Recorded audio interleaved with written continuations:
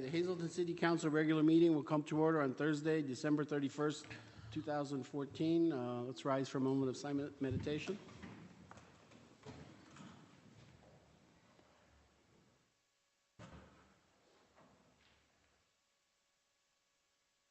Pledge of Allegiance.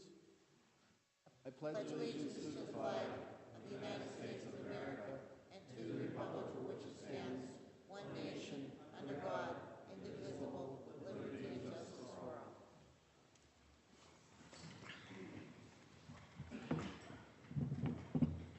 Roll call.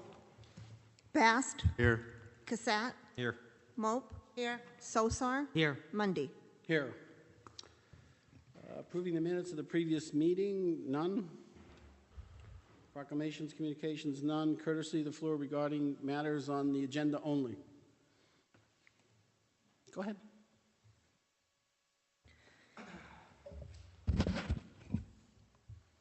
Mark Rabo, First Street, Hazleton. I have a question on the park, proposed park for Broad and Laurel. Resolution 2014-125, and I believe it's also the resolution 2014-138. I don't believe that this should go through simply because there was no designation by this council as far as the plot that's there. It's a commercial plot. It never went through zoning or planning to be designated as a public facility, as a public park. So that being said, there was no public hearing through the Planning Commission nor zoning as stated under Pennsylvania Municipalities Code. And as far as this, the other resolution for the agreement, cooperation agreement between City of Hazleton and DHD Realty Holding, 2014-137. When was there a public meeting utilizing recap? Because I could swear that I was never at a meeting, and I never saw that there was a meeting advertised for it. And also, under the Capital Facilities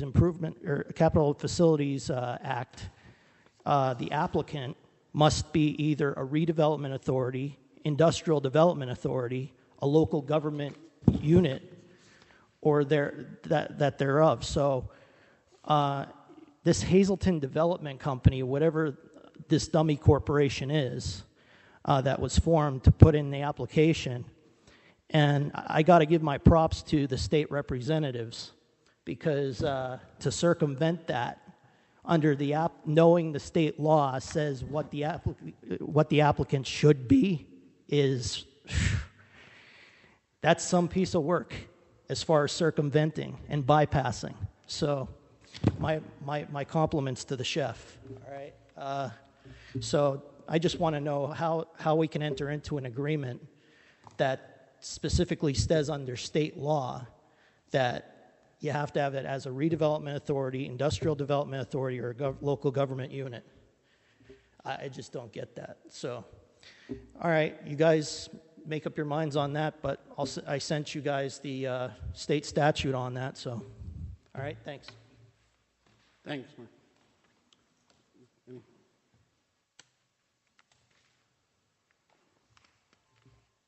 D. Degas, Hazleton. This is concerning Resolution 2014-134.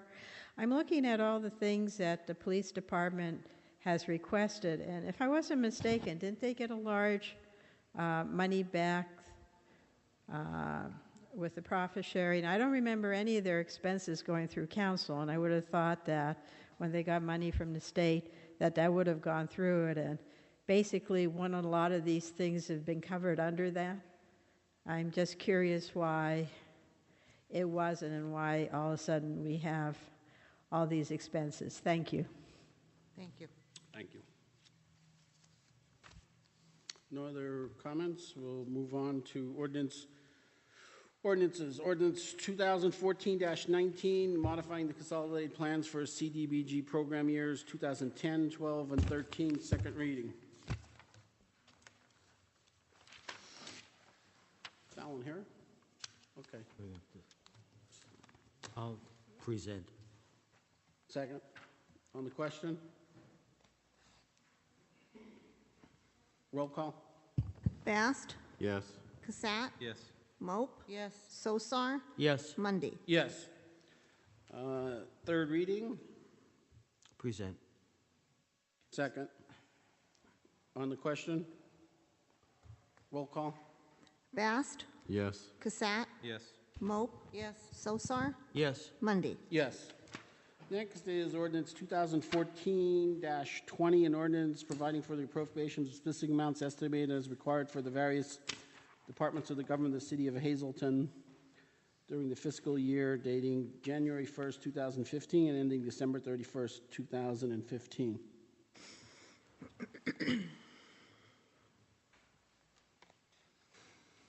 I'll present it. Second. On the question? On the question, do we have any particular changes? I know I had some problems with the so-called stormwater fee. I don't believe that it exists anymore. That was a resolution that passed it for a one-year time period in 2013, collected supposedly in 2014. It had its problems. For all intents and purposes, it doesn't exist anymore. Resolution is only good when you're dealing with a one-time tax or a one-time revenue activity. And what you would need right now, and I see none on the agenda per se, there is no method established at present time actually even to collect that. And so I think that there's an error in there as far as the budget's concerned with dealing with that. I don't know if any other members have issues and problems with, but I know I have a problem with that one. I agree with you 100%, David. I don't understand why the administration put it in there, but maybe the mayor could enlighten us. Mayor, could you maybe shed some light on that?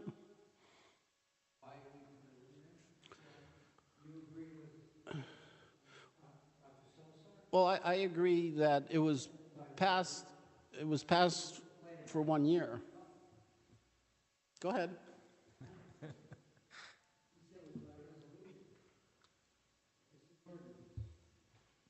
No. Okay. But it was right, No. but it was set for 1 year, Joe. And that no, that's my bone. That's my no. That was my bone of contention. The problem with that, Mr. Mayor, is that and this has been an ongoing conflict for a long time. The city did need, and the city has put together, a stormwater ordinance plan. And that by its own nature is correct. They did need and they did pass a stormwater ordinance plan. In no way, shape, or form does the plan, however, talk about any revenue raised. It is a state mandate that allows the communities to say how they're going to deal with runoff, how they're going to deal with water. It did not, the ordinance itself, deal with any finances attributed to fixing that. That requires a raising of revenue by a tax. I'm talking about the stormwater management plan that you had. That's a different ordinance other than the stormwater fee. Exactly. And there is no ordinance. There is no ordinance that passed that allowed you to raise the money for that. You did it by resolution. Did pass. No. Did allow, and it spells it out, units by unit, how you charge. You're talking about stormwater maintenance. It's a different ordinance. It's if you build a property and you shed off so much water, you must address the drainage around your property. That's totally different than charging a fee to maintain the stormwater grates and sewers in the Right, and what I am suggesting is that the fee was passed as a one-time deal. It is not part and parcel of the ordinance, and therefore, it had a life of 1 year, which was questionable, which was very questionable. And therefore, the raising of the money for a $300,000, you put in that a budget for that year, $500,000, that you expected to collect under that resolution. It didn't work.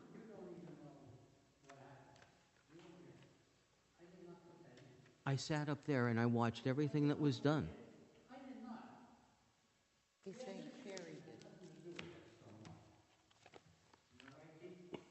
Perry put it in. So, I mean, well, you can throw that majority under the bus if you would like, but it doesn't exist anymore. It doesn't exist. Well, in theory, the ordinance is still there. So if you want to enact a fee for the following year, you need a resolution You to need a enact the fee. resolution. So if Thank you. Thank you. Right. So what the mayor said earlier was that he put it in there so that if the budget was passed in that way, then council would enact an ordinance. If council doesn't want that in, then take it out. And that's that. Thank you for clarifying That's that. the easy way that we could have just said the Right, last that was 10 the minutes. easiest You and way Mr. to Shatter and explain it. Mr. Perry voted on that and passed that year. No, it's not an agenda, Well, Joe. we could, It's okay, not we an could, agenda. I'm a way just around not this going is... to pass an ordinance A way for around that. this, Dave, and we could... Why, when I get a chance to counter your remarks, you shut me up? Can't talk anymore. Go ahead, Joe. If you look at the agenda, you'll see a budget, and that's going to pass. And on the back, you'll see resolutions funding that budget. That's the same thing with the stormwater. You have an ordinance that was passed for the stormwater and how it was going to be done. The resolution that you should be passing is the amount. And that comes after you put that in your budget. As Keith said, that would come, excuse me, Mayor, if we decide to keep it in. If we decide not to keep it in, then there's no necessity for a resolution. So it moves And the I'm in point. favor of throwing it out. I don't want it. Well- I don't want it. I think it's Well- unfair to the people of Hazleton.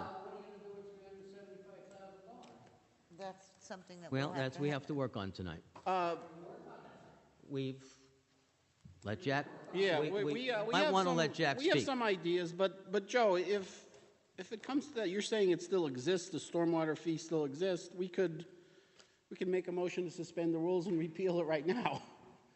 I could do that. I'm sorry, it doesn't exist, but you Yeah. know, I'll be happy to vote in favor Well, I'll make a of motion killing to anything, suspend the but it rules doesn't exist. to vote on a motion to repeal the stormwater fee. You don't really have to do that now. We just amended the budget to zero, and you could repeal it next week if you want. There's an ordinance there. It's not on, there's nothing that says There's it's an ordinance. We enacted don't for have to use it. anything except year for year if Yeah, but we people don't want to have have to use it. it. It's- Right, But exactly. you don't have to repeal it either.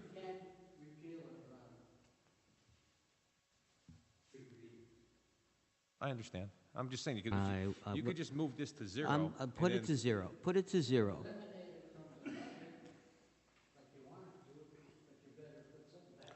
Well, Joe, we are going to work on that, and maybe let's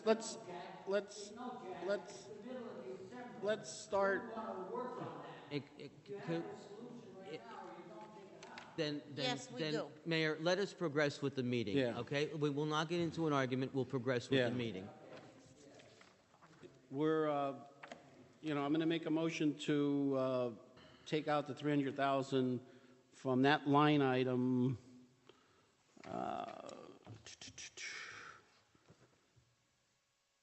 392.33 or 3207. 392, what is it? 3207, transfer from stormwater, 300,000. I'll make a motion that that item be taken out, 300,000. I second it. On the question? Hope you have a way to fund 300,000. Roll call. Bast, No. Casat, Yes. Mope, Yes, Sosar, Yes. Mundy. Yes. Okay, that brings that total down to 139,409. Okay. We'll get to it, Joe. We'll I'd we'll like fix to, your You know budget. what? That was Excuse 5 me. of 23. You know what, again, if we're going to banter back and forth, let council do their job. You've done your job on presenting the budget, now let council do its job. And I understand that.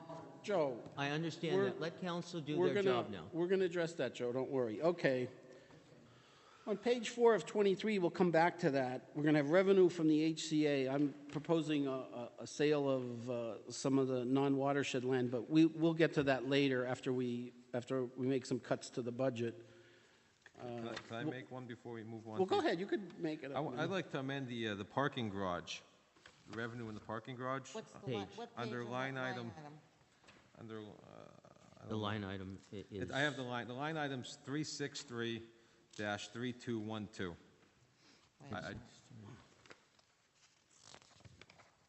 It's probably page 1 or 2.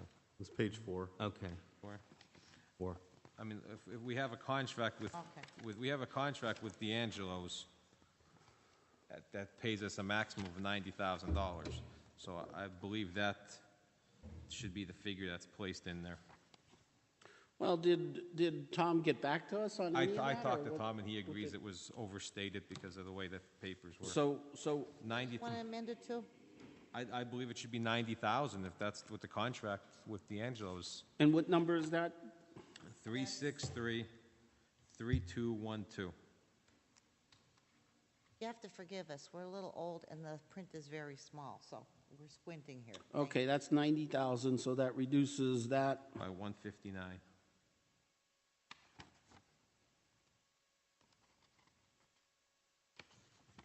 And what's the total? The 159 from, It's 240. 221,000, I thought you already had it done. Okay. right? Is that what you're dropping it down to, 221? 247. To what? Oh, yeah. Oh, If you minus okay, I'm wrong, 159, yeah, 380 minus 159 is 221, correct. I'm 221. sorry, yep, 221. Do you want to make that a motion then, if we're taking these I'll make a individually? motion. I'll make a motion to amend line item 363-3212. What did Tom, 90,000. before that, what did Tom say when you were talking to him about it? He said that it was, he took the numbers from the parking as a whole and put them in there, and they should have been broken down. So he agrees with, I think he said it was a doubler. it was, Keith. the meters and the monthly parking were double counted. Okay. So he agrees with me on that. So are you presenting? I'm the presenter. I'll second. on the question? Roll call? Bast, Yes. Cassatt, Yes. Mope, Yes. Sosar, Yes, Mundy. Yes. So that new total comes to what on the bottom there, Jeff? 221,000 even. 21,000. Okay, then Did Tom say, was he making any changes elsewhere in the budget to adjust that, or what did he say? I wish we had him here, Joe. I Did just you, asked him. didn't you ask him to come, or couldn't you have? Okay.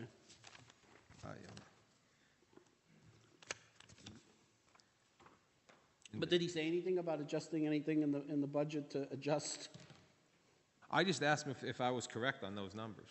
And then I told him I don't agree with the real estate collection rate, and he doesn't agree with my disagreement on that part. But Or he believes that. he believes his numbers are solid. And I think he said 92% collection. 159. Yeah, So 159. right now we're 459,000 short. 300. 300. Yeah, so it's 459 right now. 459 total. Now, I would, okay, then I have one revenue that I would like to replace my change there with. I would like to, Number? I gotta find it here, I lost it. The,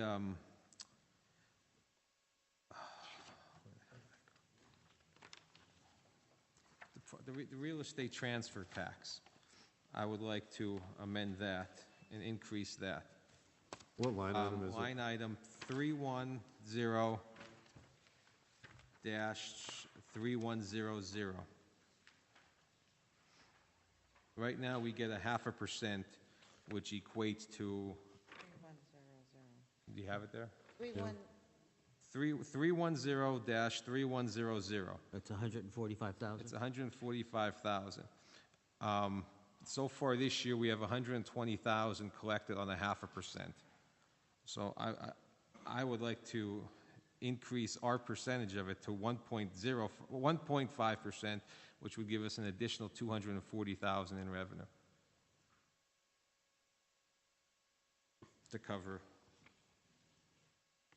Okay, did you talk to Tom about that, Jeff? What did he say? He said it's possible that Scranton getting over 4%, Wilkes-Barre's over 3%, Wilkes-Barre Township does it. I've also talked to Northeast Revenue, and there are a few in the county that have higher than the allotted 2%. So you want, Well, okay, but what are you basing that on, or what's the reasoning behind it? The reasoning The increase? I think it's a revenue source. It's just, I just want to increase, instead of increasing taxes, I want to increase the transfer rate. so this When a property is sold, right now, and it's transferred. it is a transfer. The state gets 1%, the county or the school district gets 0.5%, we get 0.5%. So I would like to increase it to a total of 3%, where the city gets 1.5%. And what's your projection for that 240,000? Right now, we're at 120,000 for the year in 2014. So So you're projecting I'm going 240. to say, I would project 240. 240. Well, if you're tripling the tax from 0.5 to 1.5, so if it's 120, you're projecting 360, or you're only projecting 240? 240 increase. I would project our share would be 360.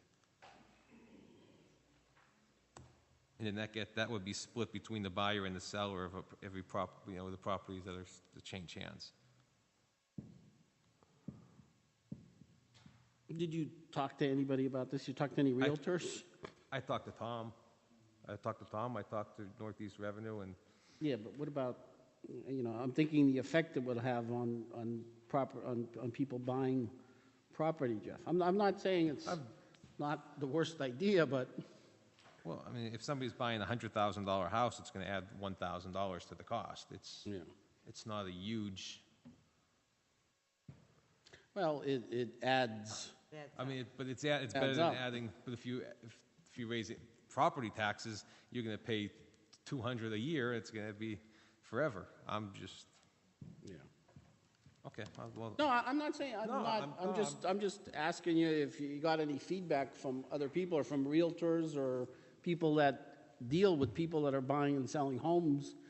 I mean, would this hurt the market for people buying and selling homes in Hazleton? I think yes. well, property. I think yes. I mean, it's hard enough to sell. No, I think this isn't a bad idea to get revenue, but at what price does it come with? And maybe, I mean, you presented here. Maybe we need some time to think about it before we. That's fine. I'm just throwing stuff out there with. I know. I'm trying to stay away from property tax increase. I agree with you. I agree, but maybe it's something we should. Would it mull be over and something think to about. investigate and maybe talk with realtors? That's If it be a 1.5, obviously you're working on a 240,000. Even if you were to talk about a 0.5, that would give you 120,000. Would you say the rate was in Wilkes-Barre and Scranton? Scranton's like 4.8 total. They're getting 3%. They're getting over 3%. Yeah, but Scranton is bankrupt. They're I'm bankrupt. They have no money. Or are we? I'm just. Well, we're not far from that. What about Wilkes-Barre? Wilkes-Barre is like 3.8. 3.8. So what, 3.8, and Wilkes-Barre Township, I believe, is like 2.8. So that they get 1.3 of it. My only concern is we have pages and pages of houses for sale there. So I mean, I don't know how this is going Yeah. to affect, like I said, the market. Could we take this under yeah, consideration? let's... No, that's fine. Joe, Take it under let's, consideration for let's, now. I'm not saying no No, either that's because fine. it's a It's- let's good take a idea. step back.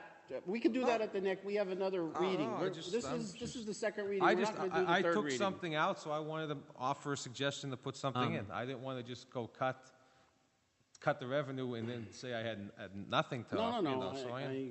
that's fine, I'm just, Okay. okay.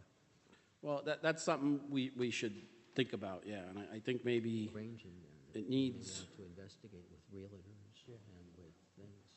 I think it's a good idea. We but need to I don't see know how it much. would affect us one way I'd or like to the see. other. Well, I know, we need to get some more input, but okay. Do we have any others? Jeff? I mean, Jackie? Okay, like I said, I don't agree with the aggressiveness on the collection rates of all of the taxes and fees, well, but.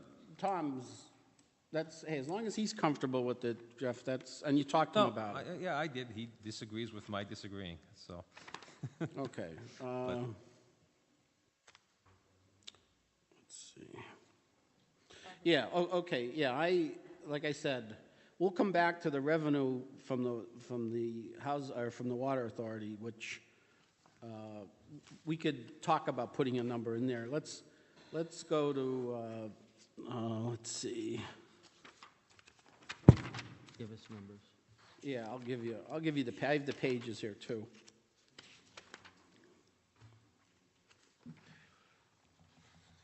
Okay, the maintenance salaries. I mean, Joe, I know you want to hire a person who was working with the parking, and he did work, he did work for the parking, and I guess a big chunk of his work was working for, or doing work at the parking authority. I'm on page 10 of 23 under buildings and maintenance. We have, I guess hiring him would cost between, I guess, 50 and 70,000. I put 50 down. I mean, I'm not totally opposed to hiring him, but maybe on a part-time basis. If he's not going to do the total work from the parking authority, why do you need to replace him with a full-time person? What does he do? He does plowing? He does everything that Yeah, but okay, a big chunk of his work had to be at that parking garage, because that took. What you guys are gonna do? we did all the lot, all the meters. How many lots? We repaired all the meters, well, in 1, 2, 3, huge lots. The one by the intermodal, the other one. But you're saying you mean our maintenance guys can't do that if they had to? Our guys, our street workers, yeah. No, I'm saying not hire a guy. Or possibly hiring him part-time. You can build parking lots and snow instead of doing parking lots now. You can't wait till everything. Streets are open. But I'm saying, that why couldn't we hire him part-time? Yeah. Why do we have to hire him full-time and... One of the biggest things that we've got right now would be, that is excluded from this, is the parking garage. I see Mr. D'Angelo here tonight. Thank you for coming, but one of the great percentages of that would be the elimination of what you've already promised to do. And if this is plowing in particular, that's very seasonal. What is there that is left in the regular yearly time that would not preclude this from being part-time? Well, if you want the truth, when he was with the parking authority, he didn't do what he was supposed to do because he just couldn't do it all. That's why we got the parking garage.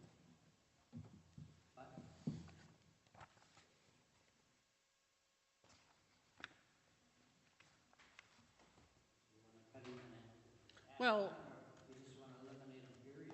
well, Joe, I'm saying, could you try him part-time and see if that works?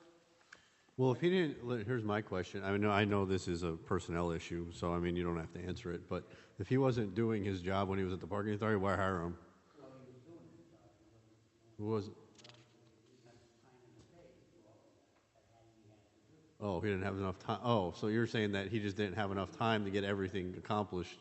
I thought you were saying that he didn't. He was the only guy who took care of all 400 meters, he took care of all the property in the parking lot. Okay, Part-time. Yeah. okay. Getting rid of the parking lot, he should be able to maintain. Is he going to have any additional duties now that he's part of the city? Oh, yeah, he's got assigned to the fire chief can help out the maintenance crew here. Can't keep up to what they do. Yeah, because there's only 2 maintenance workers here, right? There are two maintenance crews, they do more than janitorial.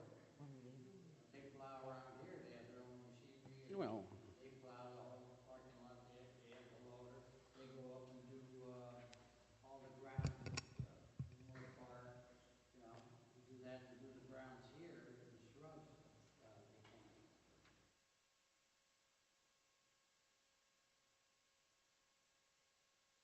And cleaning schedule, if we got all these other problems, breaks in this place. Under the new position, is there a job description that tells him what he has to go? Like, is he intermingled with to do other? And that'll intermingle him with like the regular garage, or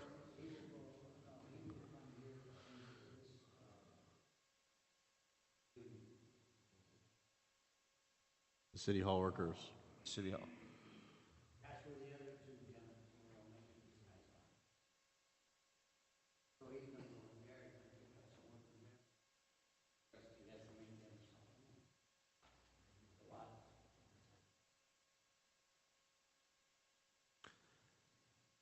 And you feel he's needed? You feel he's needed? Okay. but on a full-time basis, Joe?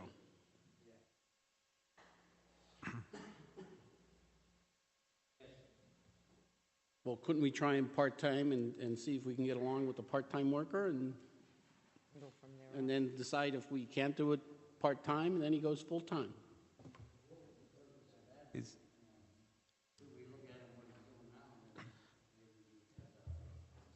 I think one of the things, is he already part of? He's already working for the city and part of the union right now? Okay. So I think one of the things that you may want to consider, though, is that you're talking about rewriting a job description. The job description is really going to be based on what you expect that individual to do.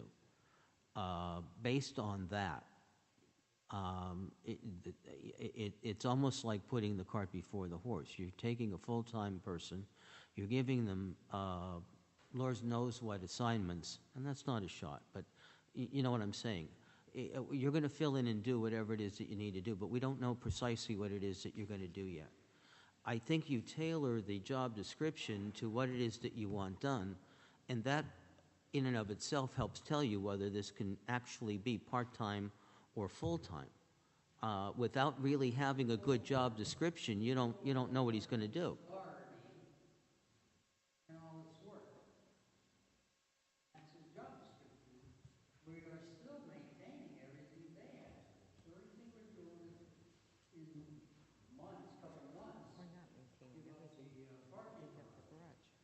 Right now, it's the same as it was before. But without the garage, Joe? Well, the garage is still ours, so that won't be for a couple of months. Guys, A couple of months? I thought it was sooner than that, Joe. I thought it was done. the construction's still on. Read the contract when the construction's complete. But do you mean by Maybe take this it by might be of a buying help to you. Could I ask? Yeah, go ahead. Could I You ask could Mr. D'Angelo? I thought, Neil. I thought, Mr. D'Angelo, we were, with the garage, you were taking over whatever needed to be done as far as plowing and the maintenance around the garage already. I know that there needs to be work done on the garage, and that goes without saying. But I thought the agreement already put you guys in charge of all of the maintenance and all the work around it. No, there's a separate, part of the agreement, we accept it once the garage is substantially completed. I don't know the language, but acceptance thing, once the construction's complete, then we accept it. Because, Part of that lease, though, is full maintenance, and it's Right. basically a triple net lease, so I think, I wanted to say before, Jeff, you adequately took out the revenue, or put the revenue to what it's gonna be, but there's also expenses now that we're picking up, I just want to be clear. I don't know the budget, but if they're still in there, they probably should be removed as well. We took them out last year. But are you doing, yeah, I thought are there you was a doing the rush. maintenance now and everything on it, Neil? You're, No, we don't do any, it doesn't kick in, the lease does not kick in until it gets accepted, which is when construction's complete, the construction's still. See, I asked somebody with this last snowstorm we Yeah. had, because I had gotten a complaint, and there was no plowing done at the garage, and they were really mad because you couldn't utilize access to the garage. So evidently, if you're not doing the maintenance, the city's not doing the maintenance, it's in limbo. No, the city should, it's still the city's. I understand that, but it hasn't occurred. Isn't the garage still closed until the No, they made it like you had a one-way entrance in and the same entrance out, if I'm not mistaken. Yeah, the city, I mean, it's still open. City should still be, I mean, I don't know who's maintaining it, but it's not. Because it hasn't gotten taken care of. I know that. I had the complaint. Okay. do they know when it'll be done, the construction, Neil? I don't. Do we have a date, Joe?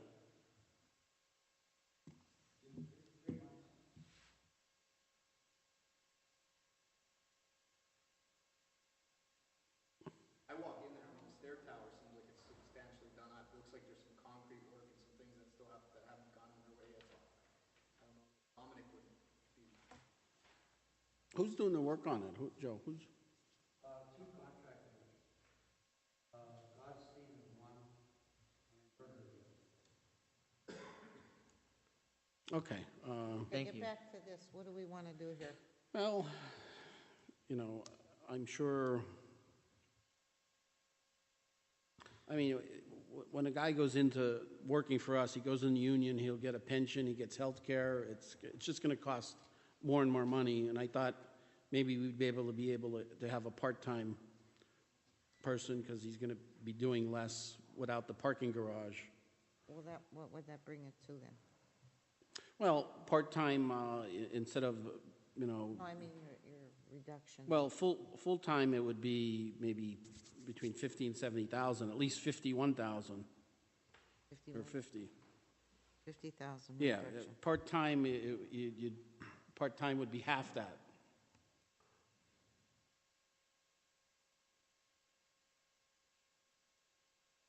So what do you want to drop it to? Well, we could drop it to 20, a savings of, okay, 20,000, we'll put 20. 30,000 there. Okay. Okay, You want to, yeah. again, do a separate amendment on that? Oh, What's yeah, the line item? yeah, the line item, 5,100 maintenance salaries from 129,438 to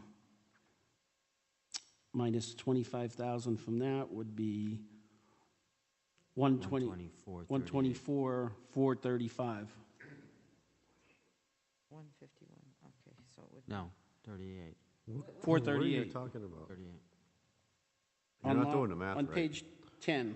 On page 10, The very top item. 5,100 maintenance salaries, and you're Yeah. dropping the line item from Yeah. 129.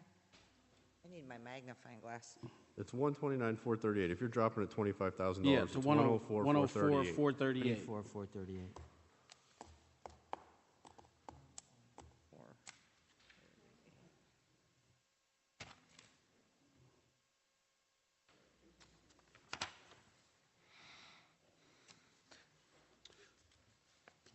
The next page is, Just so you know, the pension money that we were obligated to pay for him doesn't happen until that person would retire, if they accrue the time in the pension retirement system to vest. I got a question then. Go ahead. If you're going to amend the first line item, do you have to amend all those other ones, FICA, Medicare, all that stuff at the Well, same time? We'll have Tom do that. Yeah, Tom will have to do that. Which I wish he was here, Joe. It would have been nice to have him. I know you're holding the fort down for him. You know what, can I make a suggestion then? I don't think he'd be able to do your, if all that stuff on the spot. Well, I think if we're going to do that, no, I was going to say the other thing. If we're going to do that, rather than play around with numbers and make them question marks, we send the amended budget to him with that stipulation, so that by whenever he can have this all worked on out. We're sending him a directive to reduce those lines. If you don't, you're eliminating or reducing a salary, but you're right, you have not reduced anything else. So by resolution or by an amendment, I really think it's the cleanest way to do it, to ask specifically for him to reduce those as well, incommensurate with part-time work. Can we reduce him to part-time that he's in the union? That was my next question. If he's already part of the union, I don't think you can eliminate. you'd have to eliminate the whole position. He what? Right? To get I don't know what the collective bargaining agreement says for that union off the top of my head. I was going to ask that because that's why I asked before if he was already working for the union. You can't. Is he a member of the? He's a member of the City Hall Workers Union right now. Not right now. No. He is right. not? We're not without Not a job yet. description. Okay, Right. if he's not, then you're okay. Okay. He or she, whoever it is. Okay, the next. Want to do that? Yeah, go ahead. Okay, I'll make the motion that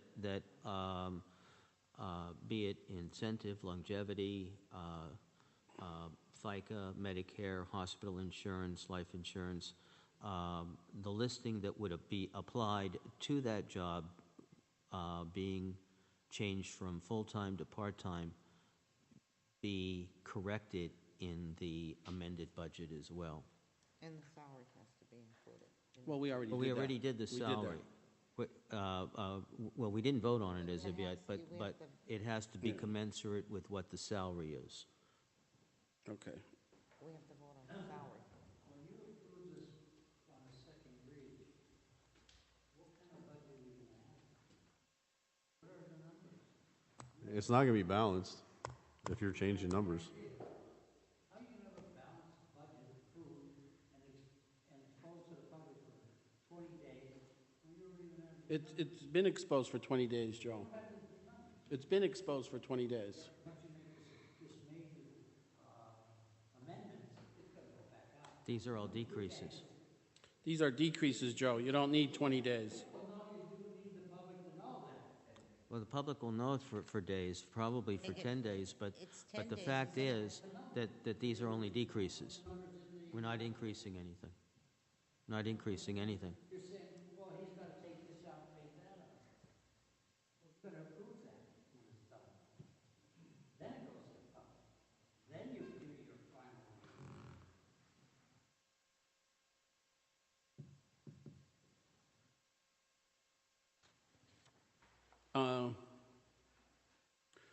Well, Joe, you're like Close the putting this on us that you put 300,000 in the budget that shouldn't have been in there in the first place, and you're putting this on us. It's his budget. He can put whatever he wants in it. It was put in there because it's an ordinance, and we asked you to accept it. You didn't accept it, you took it out. Now you make up for it. It shouldn't have been in there in the first place, Joe. Why? Because it was only set for 1 year. Your own people put it in for 1 year. The ordinance said 1 year. I was here. I voted against it. I know what it was. It was stupid. Didn't say 1 year. Yes, it did. No, it did. The amount was the unit price. It was 1 year. I would suggest Okay. that we get past that argument and go on to the amendment right now, vote on it, and make that decision. Okay, yeah, well, And send our demands to Tom, and he'll have the days to do this, period. And how long should, I'm going to disagree with that. You guys have to vote at the end of this meeting. You're not going to vote on a balanced budget, because you don't have the numbers yet. Joe. We're only in the midst of a budget right now. Hang on. it's not a finalized budget. You're not going to follow it anyway, Joe. It's not going to matter. No, let's Joe, not. you're not going to follow it anyway. Point of order. I don't want to argue about this right now. You're not gonna Council has follow its it anyway. obligations to do. I think Okay. council ought to do it. Okay. Please, Mr. Chairman, let's take our chances and do what we need to do. Okay, Joe. Okay, we're, Okay. on Doctor's amendment, I'll second it, on Dr. Sosar's amendment.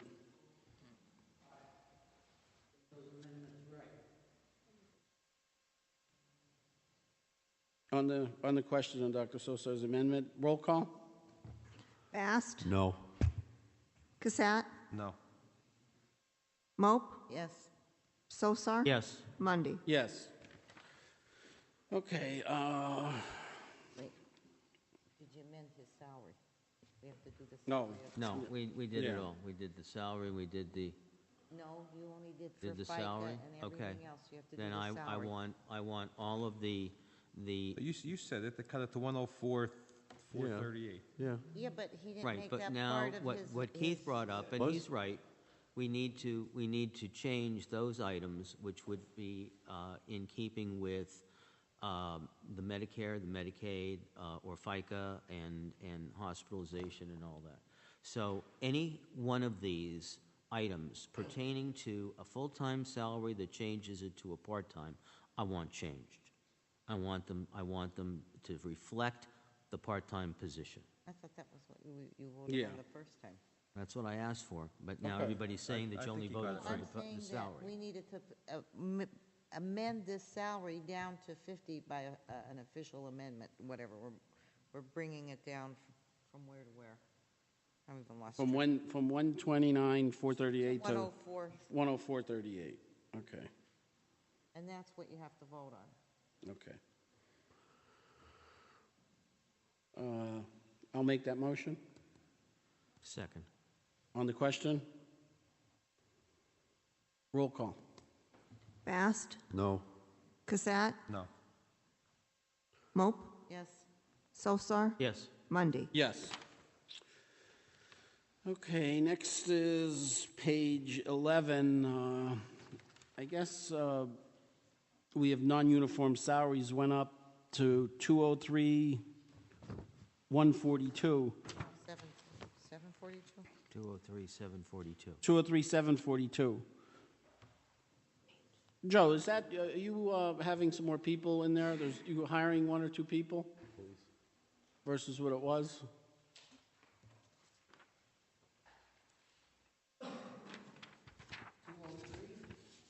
Yeah, on page 11, the non-uniform salaries.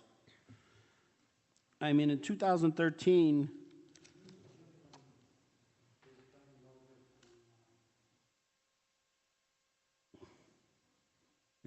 is that where the parking girl's going? Chief, is that the, No, that's that's with big, with John? John's going. John. Just John, that's it, Chief? John, I'm not sure where Debbie enforcement officer. Just John? I don't know. I know definitely John. I'm Definitely. not sure if Debbie went in there or not, but I know John went in there.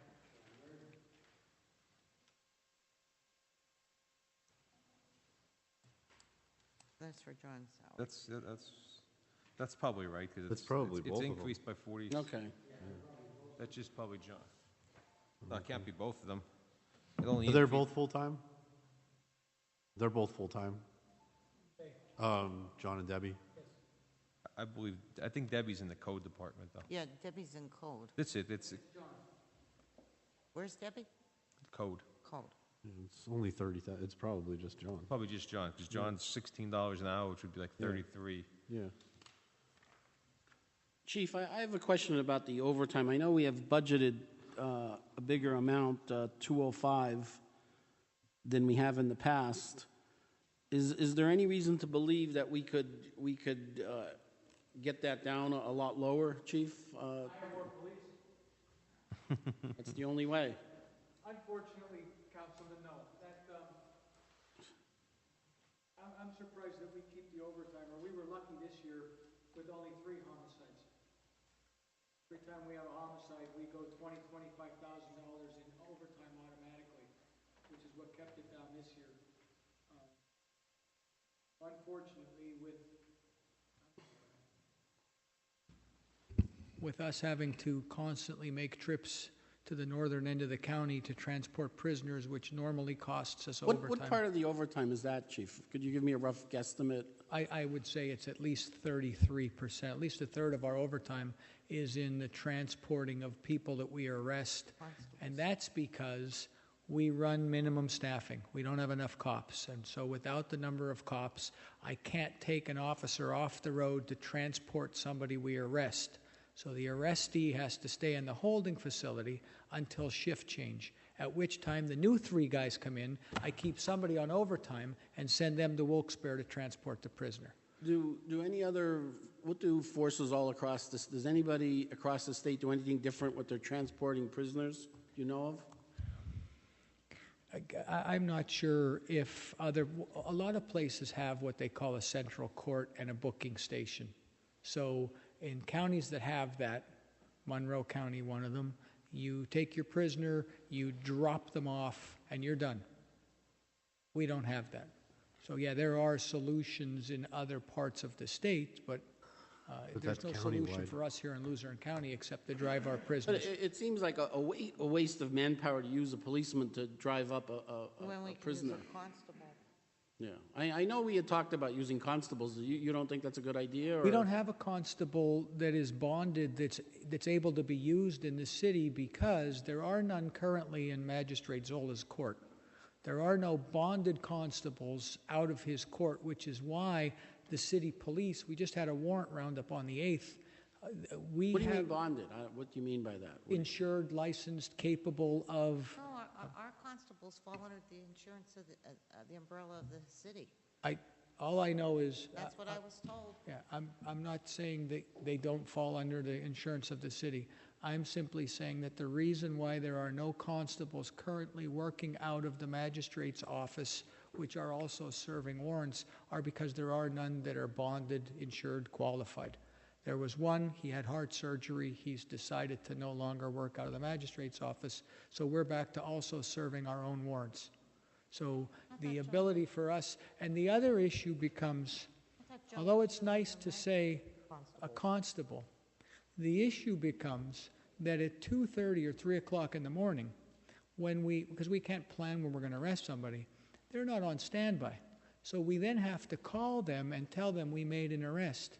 By the time that they get dressed and come in and take care of everything, it's just as quick for us to run to Wilkes-Barre and come back. But it costs us more money. You can put them in the holding cell. They'll be willing to make a couple spare dollars and come here and pick them up and take them down. I understand. Because I've talked to many constables, and I know a handful personally myself, and they were more than willing to do this. And I'm not talking about, these are the ones that worked out of Joe Zola's office. Right. All right? And they were more than willing to do this. There are none now. There are no constables working out of the magistrate's office that we can use. I could tell you that right now because that's coming from the magistrate. Chief, bonding is just a matter of getting a bond. Or I have no idea, Councilman. Is it a big cost, or what's the reasoning that they're not? I can't answer that. I have no idea why there are no constables currently working out of his office that we can use. Well, then maybe that's something we need to work on and find out what the costs are incurred. So, for Joe Zola, you're using our men to serve as warrants? There are warrants. Our warrants, yeah. Right. They're the city's warrants. Normally, constables could take care of that. They can serve warrants, absolutely. But the reason why I serve the warrants is because that's all revenue that can come back to the city if I could find the people and collect it. So instead of letting millions of dollars sit idly by and or expire, I choose to attempt to try and help by serving the warrants on Roundup.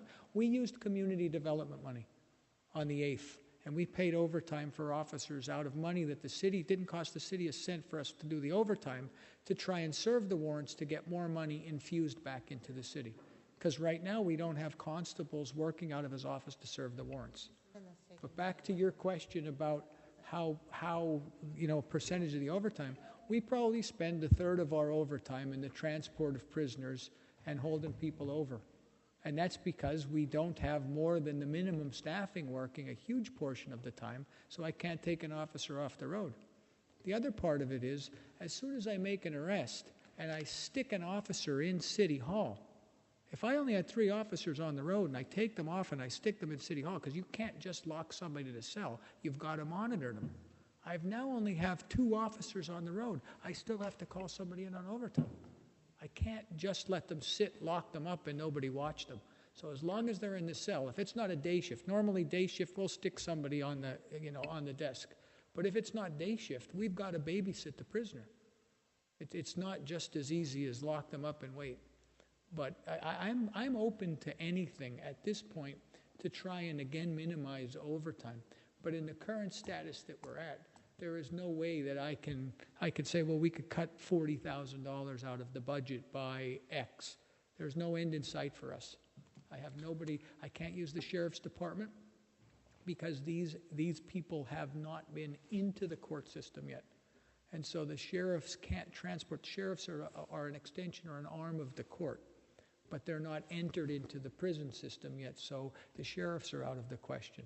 Locating constables in our jurisdiction are currently out of the question. So we do the transports ourselves. What if they were bonded? If they were bonded, you're saying it'd be okay? Yeah. I would say that if they were bonded and insured and there was no liability to the city for us releasing our prisoner to somebody else to do the transport, I have no problem with somebody else doing it. Chief, one of the things that it just hit me, you said that the sheriff can't help on out because these people are not in the system yet, and I understand that. But if there were warrants that had to go on out, and these people are under warrant, aren't they already in the system with warrants? Well, we're not talking about the warrants. The warrants have nothing to do with our overtime. That is something that we do above and beyond. I'm sorry, I didn't mean to interrupt you, but I thought you said that you had a roundup of taking people in that you then had to ship up to Wilkes-Barre because of warrants. We did that. Maybe I misunderstood. Yeah, we did that. I was trying to explain why, because there's no constables currently working out of the magistrate's office. So we had the warrant roundup to try and get rid of some of the thousands of warrants that have now been building up. But that was on federal community development grant money, not costing the city anything. The overtime that Councilman Mundy is referring to is our overtime from when we make arrests, not from when we're grabbing somebody on a warrant roundup. Okay, I'm sorry. Okay. Okay, thank you. Thank you. You're welcome.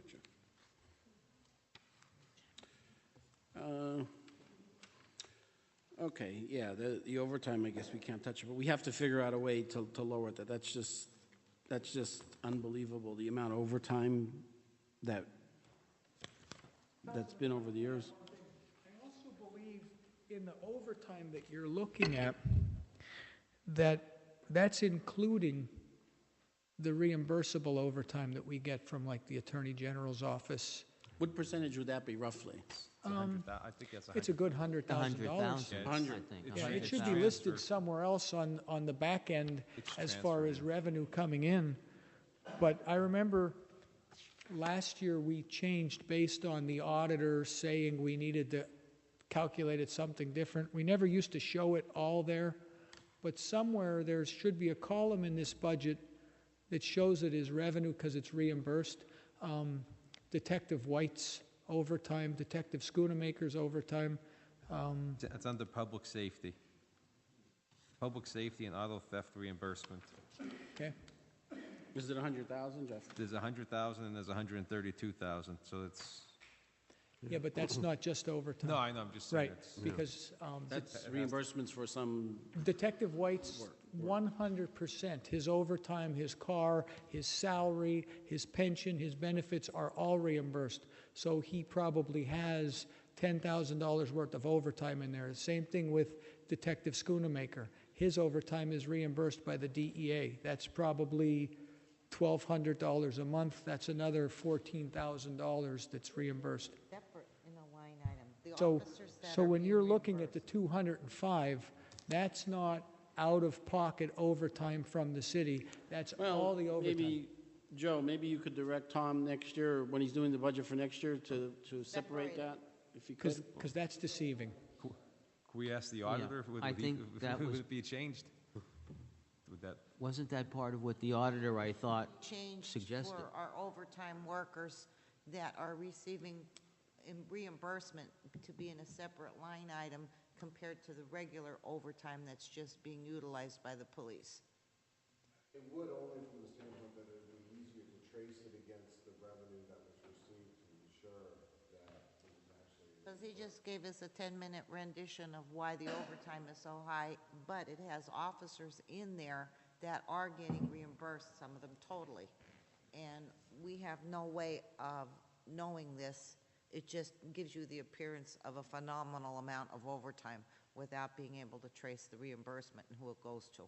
Right, 'cause, oftentimes this goes across for other things in the budget that, you start the year with what you believe you're gonna spend and what you believe you're gonna get as revenue, and then you can apply for a grant or some sort of funding source that would require incremental spending that, on the face of it, may look like you've overspent on a budgetary line item, and in fact, You've got reimbursed with a grant. source that supported that amount. Yeah. If I could add also, the community development overtime currently, when you look at the year-to-date from October of $165,000, that is also the community development $20,000 that we spent.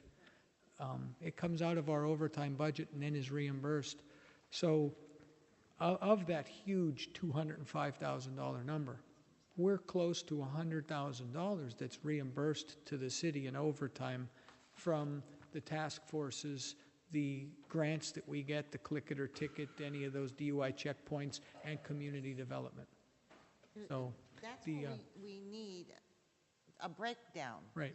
Because we have no way of knowing unless we go back and we Right. constantly hound Yeah. Mr. Probolo, what's this for, what's that for, what's this for, It what's should be that for? separate, it should be delineated, yeah, so you have a better handle on it. Sure, well, it's It's stupid deceiving, to- and I understand why. When you look at $205,000, it's like, what are you people doing? But I think I remember talking about this 3 or 4 years ago and Sure. telling whoever was here to separate it. I mean, I even told Sammy to separate it back that Yeah. far.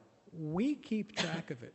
I can certainly, within the next few days, have it pulled out so that at least you know what numbers you're looking at. Email it to us, Chief. Because we Thank you. keep track of, every time we work overtime, I can tell you, God bless you, what shift, what differential was paid, what it came out of, what grant, was it reimbursed, wasn't it reimbursed? So that's not hard for us to get it. The problem is that it doesn't show up like that in a line item. Right. And just a suggestion then, Chief, and this is to work off of what was just said.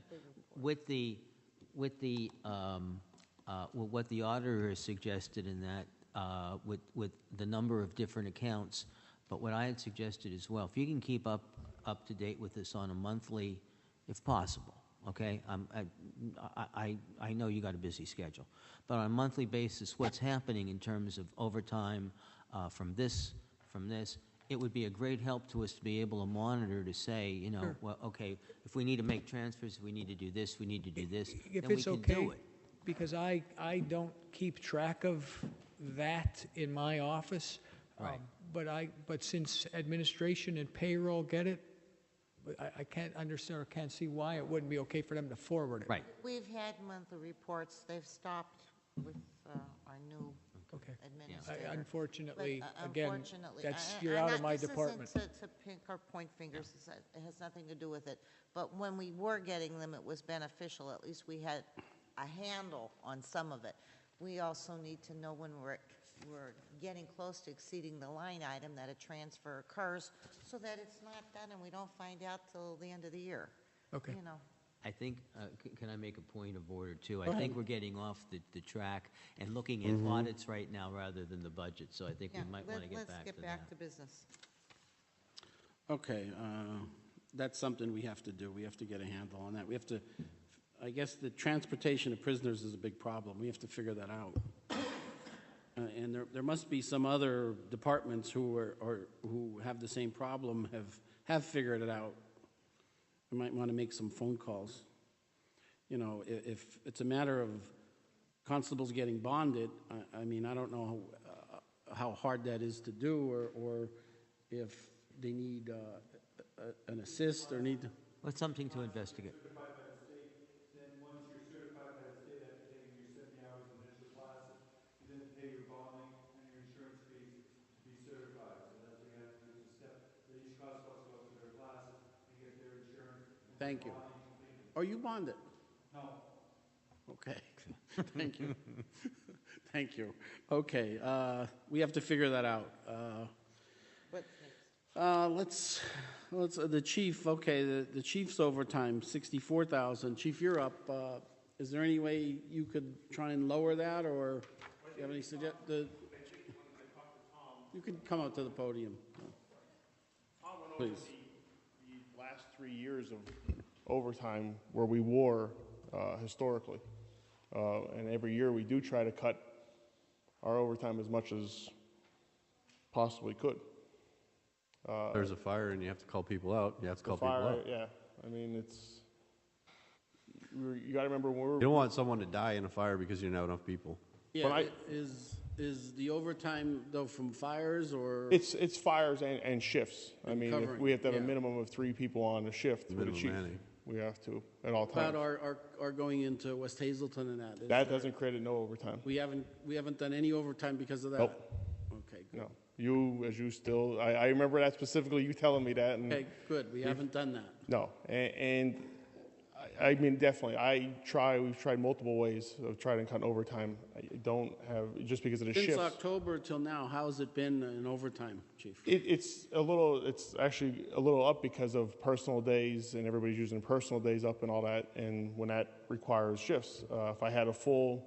What do you mean by using personal days? If I have a 4-man group working and I have a firefighter on vacation, and I have a firefighter take a personal day, it means I have to call overtime in for that shift. So I have a minimum of 3 guys working, two engines and a ladder. Isn't there a better way to try to coordinate that, or at least vacation you could control that? Well, vacation they can choose, but they can pick their personal days whenever they request them, and it's per the contract. We follow that with their personal days and their vacation time. Well, would you be able to control the vacation time and tell them that they? Okay. Well, their vacation time they pick now. We pick our vacation time. Actually, we're picking it right now in December. We pick it for the whole year. So I know starting January 1st, every week when somebody's on vacation. I know from January 1st till December 31st who's on vacation. Okay, but would you be able to see that ahead of time and say, hey, we could have a problem here with coverage and? Yes, I can ask the guys that and tell them that, but they have that right to choose their personal days when they want to take them. They don't have to. There's not a rule stating you can take a personal day or not. You can't stop them from taking a personal day. Wouldn't you be able to? They'd be able to create their own overtime then if people are on vacation and they're taking personal days. That would create overtime. I can't stop them from taking a personal day. I can't come out and say to them. If I have a firefighter, they have to give me 24-hour notice. So if I have a firefighter comes in today and says, I need... Taking a lot of personal days when people are on vacation. There's people on vacation probably throughout all of our groups throughout the whole year. I mean, now, I grant that I shouldn't say that because there's some groups where there's not, where there's some weeks that I don't have nobody on vacation, where I have full groups working. Do you rotate the overtime, or what do you do? Yeah, we do a rotating basis. You ask them, or is it mandatory? I follow a schedule. In a contract, there's a schedule that I follow, a call-out schedule that I follow. Could people refuse, or? Oh, yeah, you can refuse. Do some people refuse? Oh, yeah, definitely. So you have some people refuse, and some people take And people it. accept it. It's all up to you. And if I don't get no one out of the rotation call-outs, then I go into the working group, and if no one takes it there, then I mandate someone to stay. Okay. Is there one person that does more overtime than? No, I don't believe so. I mean, I don't think there's anybody that you can say they're making or choosing taking days just to fluff up overtime. I don't think that's happening. I mean, They work out very well. I mean, in following it to make sure that nobody is getting excessive amounts of overtime. It all comes down to is if you accept it or deny it. I mean, I can tell you there's probably firefighters I've called throughout the year that probably haven't taken a shift of overtime because they just don't accept it. They don't take it. What is the percentage of that overtime versus people when you go out on a fire and you have to call people in? What's the percentage of vacation and personal time overtime? I would have to look at that breakdown, how I had that breakdown. Get that and send that to all of us? I can send that to you. What percentage of overtime results from that versus results from going out on a fire and have to call multiple and putting the people apparatus back in service? Get that to council? Sure. You could email it to us. Yes. Yeah. Thank you. Thank you. Any other questions? No, wait. If any other? Yeah, and the other thing, if you want, you can add some operating expenses to my budget. Thank you. Okay. Okay,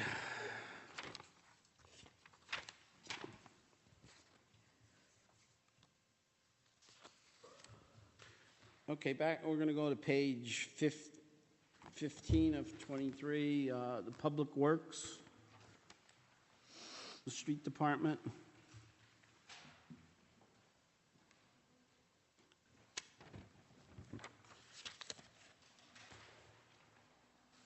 Joe, are we increasing anybody there? Because that seems like we've increased that from the previous years.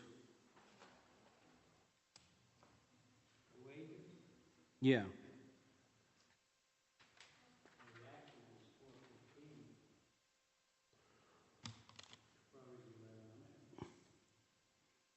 Well, yeah. Okay, we're at 515.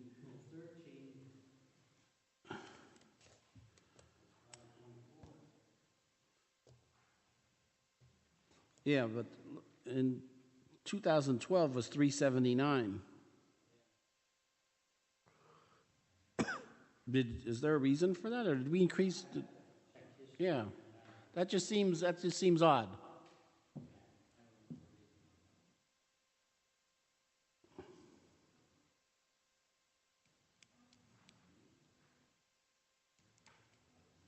I see, Joe, on electric parking for 10,000. Is that because we're paying for some?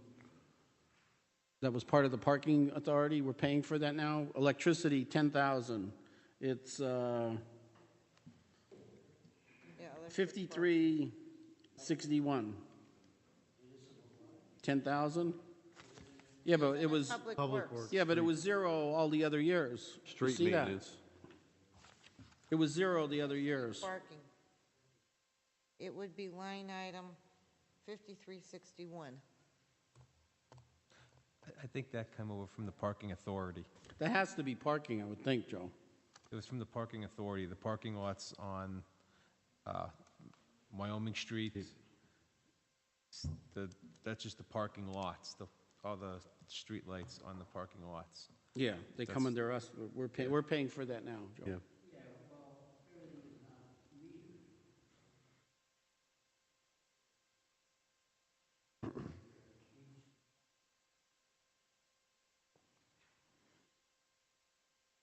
Okay, moving down, Joe, to Public Works. I see we're at 172. Now, is that a new employee there?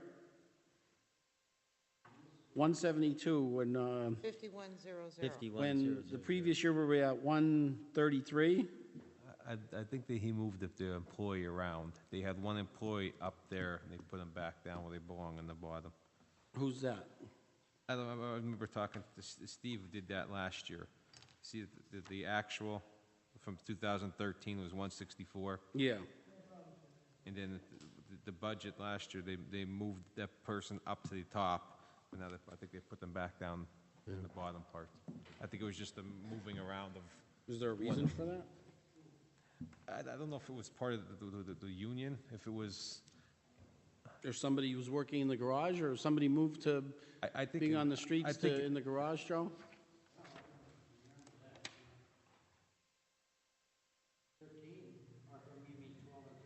Yeah.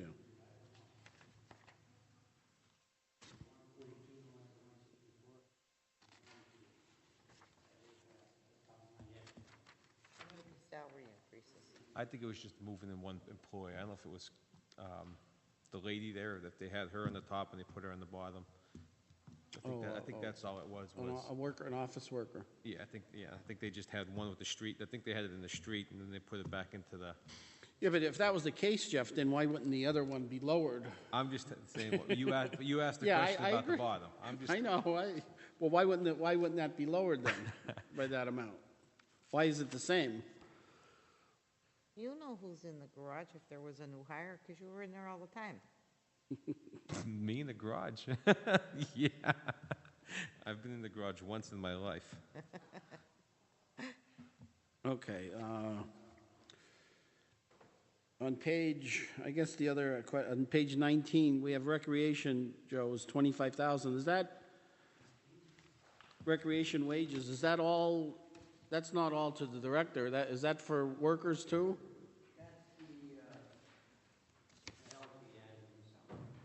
Who's that, Joe? That's on page 19.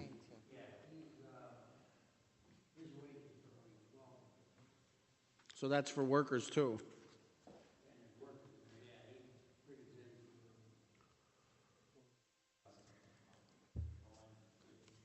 Basketball and baseball. Sol Serrani in the Sandlot. Couldn't we get, Joe, couldn't we get more volunteers to do it for free, or maybe even ask HIP to get some people from HIP? Maybe there are some volunteers there. Graduation projects.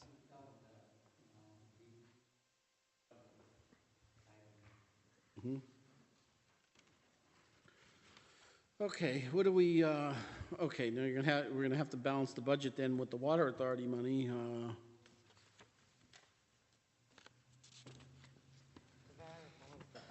Yeah, the other thing, Joe, we're not gonna. There's a millage increase. We leave the part-time worker as a full-time. Hold on it this way so we can balance it if we don't have the 5 days. Well, we could do that. Yeah. Well, no, because we amended it already, Jeannie. He's saying leave the worker as a full-time and then do it at the third reading to balance it. As you said last year, it has to be balanced at the end of every meeting. Yeah, I think that's where we ran into trouble last year, where they had a balance at the end of each reading. Want to amend it and make an amendment. And we could do it on the third. We could tell Tom what we want. We can get the figures, and then by the third meeting, we can do it. Well, it's going to be out of balance too, because we're not going to. There's on our agenda is to increase the millage. Right.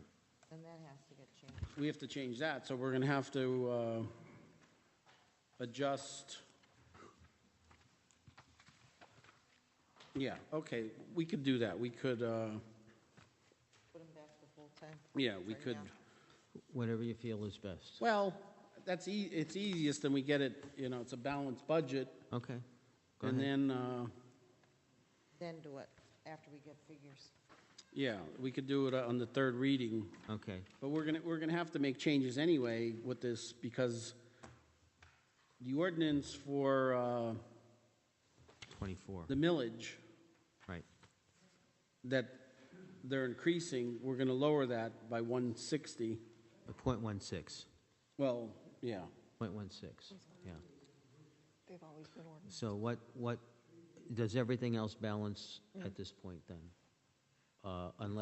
If we make the change in the job description back to full-time, are we now back to a balanced budget? No, you're No, because we're short. Well, 459,000 short. Okay, but we're gonna do with that is use the HCA revenue. Okay. We're gonna put that in there. It's no different than timber. Where's that page for the worker? What HCA revenue? Are they giving you an extra 459,000? Well, we're gonna sell some of their non-watershed land. So you're gonna put. Yeah. Well, this is like. These are like fairy tales. Taxes, and so was your stormwater fee. You weren't certain people were Joe. going to pay. It's called anticipated revenue. You've been saying about selling land for the How much- last 4 years. 16 years, and they did this before, and we borrowed $13 million to get us out of the hole. You guys are going right back. Joe, you No. borrowed that, not me. You did the same thing last year with timbering, Joe, excuse me, and the revenue came in. Even though the city goofed it up, the city goofed up the timbering and the water authority had to step in and Joe, correct we it, sold Joe. the landfill for $3.8 million. We sold the landfill. You were here. You voted on it. I voted. That's revenue. Yeah. But that's not revenue you put in before. You don't put in and say, I think I'm gonna sell this. We will sell it. Sell it this year, and deduct it next year. Give the break for the taxpayers next year. Don't put it in this year as a speculation, like we did before, and end up short every year. And who did that before? Were you on council? Yeah, I was on council, I did it, sure I did, because the administrator was bringing these up, oh, we're definitely gonna sell it, oh, okay, right, yeah, well, it's on the book at the end of the year. Joe. Oh, wait a minute. Joe, if the revenue doesn't come in, you're going to have to lay off some people. That's going to be your headache. So you better hope we sell the land. That's your headache. That's going to be your headache. So hope we sell it, okay? Because we're not raising Remember, taxes. you print that. We're not raising taxes. Period. We're not putting in a stormwater fee. 0.16. We're not raising taxes. We're not raising taxes. Okay, okay, okay, to take those numbers out, and so What page was the worker on? the worker on, we're gonna, to balance the budget. We had $459,000 of land sales in. We will. Land and some other things I have planned with the water authority, but Do we have, that's on page, Fairy dust. that's on page 10. okay, do you want me, since I made the amendment Yeah. to put him part-time, You just I, want to take your vote back. Just rescind, Your vote. on- rescind, well, don't we need to make it by motion? I'll rescind my amendment, if you would like. Who seconded it? We'll need to, I guess, I Jack, did. you need to Yeah. rescind that. I'll- But I still think, to make it clean, go through the vote. Go through yeah, the vote. or vote on it, or vote to just restore them to full-time. You're going to make let's amendment to restore rescind what your we did. vote. And restore Right. that worker to I full-time. wanted clean. Yeah. So you're going to make a motion to rescind the I'll prior second it. amendment. Right. I'll second it. On the vote to rescind the amendment, the worker from full-time, from part-time to full-time. On the question? Roll call. Roll Yeah, call, we're yeah, we're putting gonna, back to in. balance the budget, Joe. Roll call? Bast, Yes. Cassatt, Yes. Mope, Yes. Sosar, Yes? Mundy. Yes. Well, no, we're just putting those numbers back in there so we don't have to deal with the FICA numbers, Joe. Okay, so right now, we stand 459,000 short. Okay, well, the other thing is. No, well, I'm we just saying, could- I'm yeah. just making the Okay. statement to everybody in the audience here. Well, it's gonna be more than that, because we're not gonna, As we stand right the now. tax funding ordinance, We didn't get that far yet. yeah, we But I'm didn't get saying that right far, now, but, so that's a difference of 160, so 459 and 160, 9, 399. no, 639. 160 added to it. 639. See if I'm right. 619, Joe, I got that with you. We got that together. Good job. Good job, 619, okay, 619 will be the difference, because if we don't pass that ordinance and go back to the regular millage, that's 160,000. 160,000. Yeah, because it's .16 mils, right? yeah, Okay? Okay. Let's, I'll make a motion, Okay, you rescinded his vote. Yeah, Right, that's all taken care of. Restore the salary? Right, that's all Yeah. taken care of. okay. Revenue from the HCA, I'd like to make a motion to increase that Where is this at? on page 4 of 23.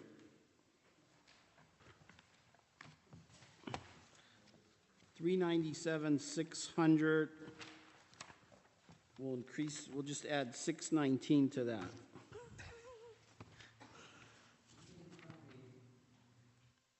What land are you selling for 619,000, Jack?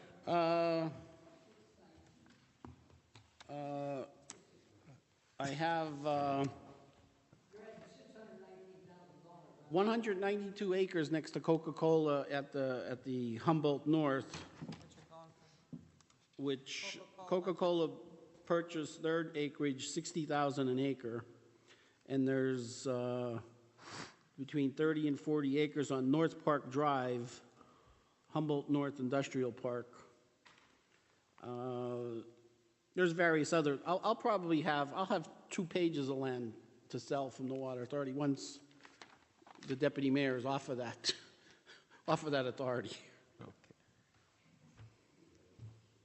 Okay, I'll make a motion that we're going to increase that line item to six. I got one thing. Now, if we increase it by that much, we need 20 days. If you're going to go more than 20% on an increase, you're going to need this has to be advertised for 20 more days. If that's more What than, does that take us to? that's 120%. That takes us to New Year's Eve. No, because the advertisement won't go in the paper till tomorrow. You can't make it. That's January 2nd. Because you're increasing that by 150%. Yeah, the rule is 25%. 25%. We don't have calendar days.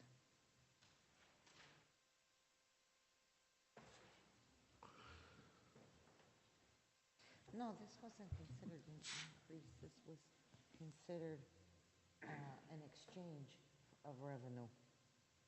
Isn't that right, Dr. Salsa? I thought, yeah, I You're thought we were increasing one line item, a replacing specific line item by more than 300. Go ahead. I'm thinking of the $300,000 that was to come in.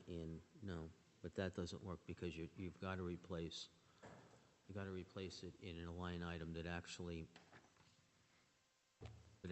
exists at this point. We don't have sale of land anyplace where we can change that. You mean? You would have to split that up so many different ways. Right. Each line item can only be increased by 25% without a full 20 days.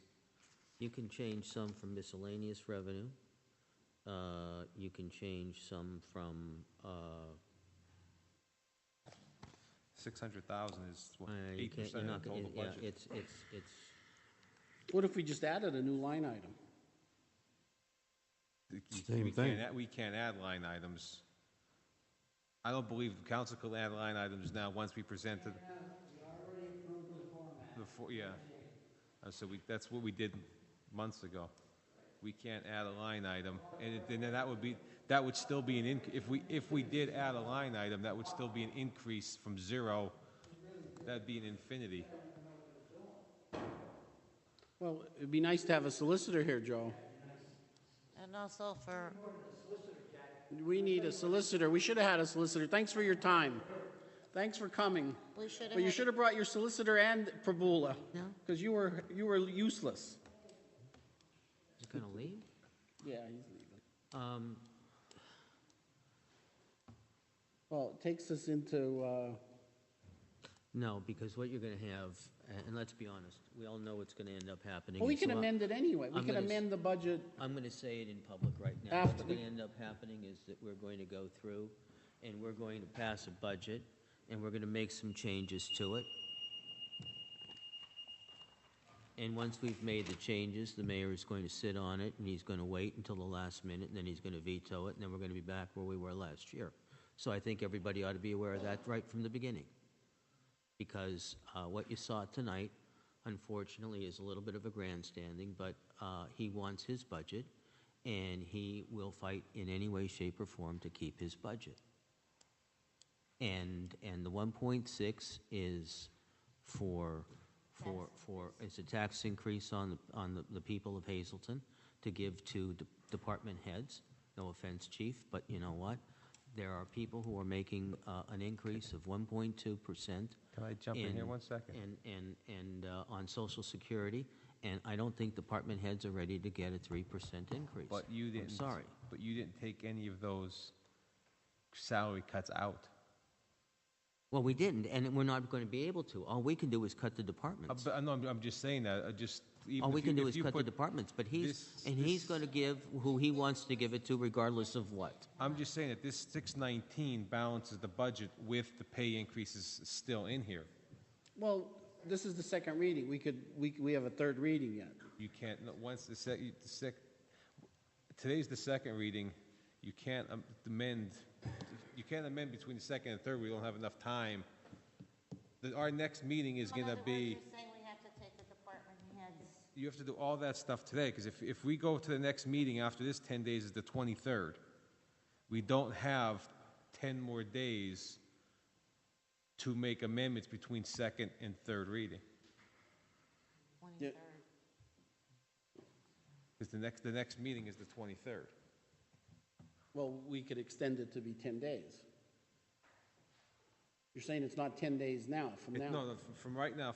Today's the 11th. Yeah. Our next meeting is the 23rd. So if you make amendments at the next meeting, the 10 days advertising again takes us past December 31st. How many days do we need between this meeting and the next meeting? You need 10, because we made amendments. This is the 11th, so if we have it on the 21st. 21st, Be the well, no, it has to 22nd. be advertised. So It has to be advertised, that's So why it it's have to be the the 23rd. At which point, on the 31st of December, I will guarantee you that there will be a veto. We went beyond the last year. We went into the new year. And, Well, last year was an and election last year, we all Last know year what was an happened. Election year, because we were all voted in. And that's why you're going to see it again this year. Mark my words. Last year went into the... It was an election year, so we had till February 15th, because it was an election year and a new council comes in. Every second year, you could go to the 15th. Right, but because of time limitations, last year, we ran into the same situation. Correct. December 31st or February 15th doesn't make a difference. And that's why you're going to see what you're going to see. I suggest that we do, and no offense, I think we do what it is that we know we need to do. I'm going to take the high ground on this, and I'm going to pass a budget because the budget needs to be passed. Yeah, And worry if the about mayor of days. this city is going to veto it, then let him veto it, and let him decide what he's going to do about it afterwards. But I think we do our due diligence, Yeah. and we pass a budget that needs to be passed, period. but we have to have. I'm just giving you what I believe The is days. the I know, technical. I know. What do you want to do here with the salaries for the department heads? We have to. We're really not, the sad fact is that we're really not in a position to be able to do it. We can reduce the departments by a certain amount of money. The mayor will spend that money the way he wants to, and what he's going to end up doing is the possibility, if he gives those raises out, he's going to end up hurting departments, because you've got to get the money from someplace, okay? It's going to hurt departments. Yeah, just listen to what I'm saying now. In order for us, we have that 600 and, what was the amount, 619? 619. Okay. We have to have a way to disperse that through the budget right now, whether it goes into miscellaneous or wherever, because we can't do, like he said, that major percentage in a single line. Right. item. So either we do that now and disperse it, because we can't go through cutting the department heads' salaries with the 3%. You can't do it. You never can do it anyway, but yeah, This okay. reading, because we don't have FICA and everything else, just Right. like the part-time worker. Right. I mean, I'll help you out here. You could leave the payroll taxes in there and they'll be over. You don't. Exactly. You could leave them in there and they'll be over at the end of the year. Right. So you don't have to decrease them unless you want very accurate. You could leave those be, and they will be higher at the end of the year. You'll have a little bit of a surplus there. Well, it's not going to really be there, but I'm saying that if you want to do what you want to do, The department heads, then this is what we do, and you have to cut a line item. Don't say department heads. The line You're going items. to cut line item 3,100 out of each department. But That's- Jeff, we could do that afterwards. No, I'm just. We could cut those line items after the budget's passed. You could do. We could amend the Right. budget. You can do I'm- whatever I'm you want just- to in transfers Yes, I'm afterwards. just Yeah, trying we to- could amend, we could just the way it transfer is. and line item whatever we want after the budget's passed. I'm just giving you Yeah. the. what we need to do, find an area to put the 619 in, so it's not all in one line item. Okay? Yeah. So it has to be dispersed throughout this budget. Where's our auditor? He left. Do you think it's fiscally responsible to put $619,000 in a budget for land that you say you're going to sell?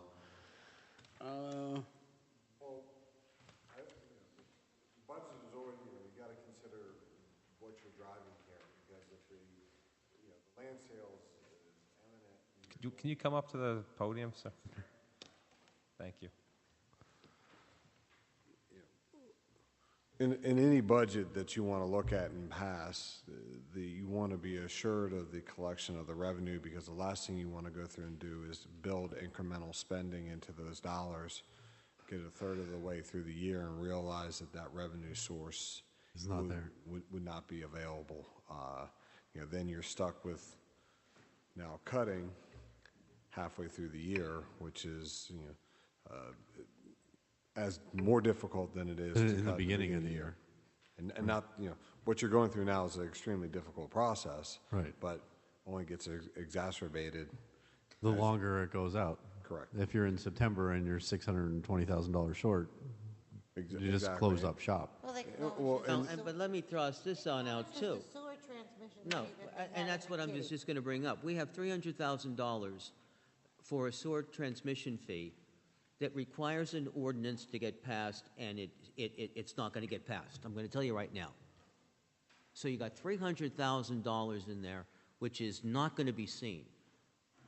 Because nobody, I won't speak for other members, but I don't have the stomach to go around and ask the good people of Hazleton to spend an additional $25 on something that should have been in a dedicated fund, wasn't put in a dedicated fund. Now he's putting it in a general fund, and we got a situation here where they anticipated $500,000 last year, and to the last count, he got $365,000.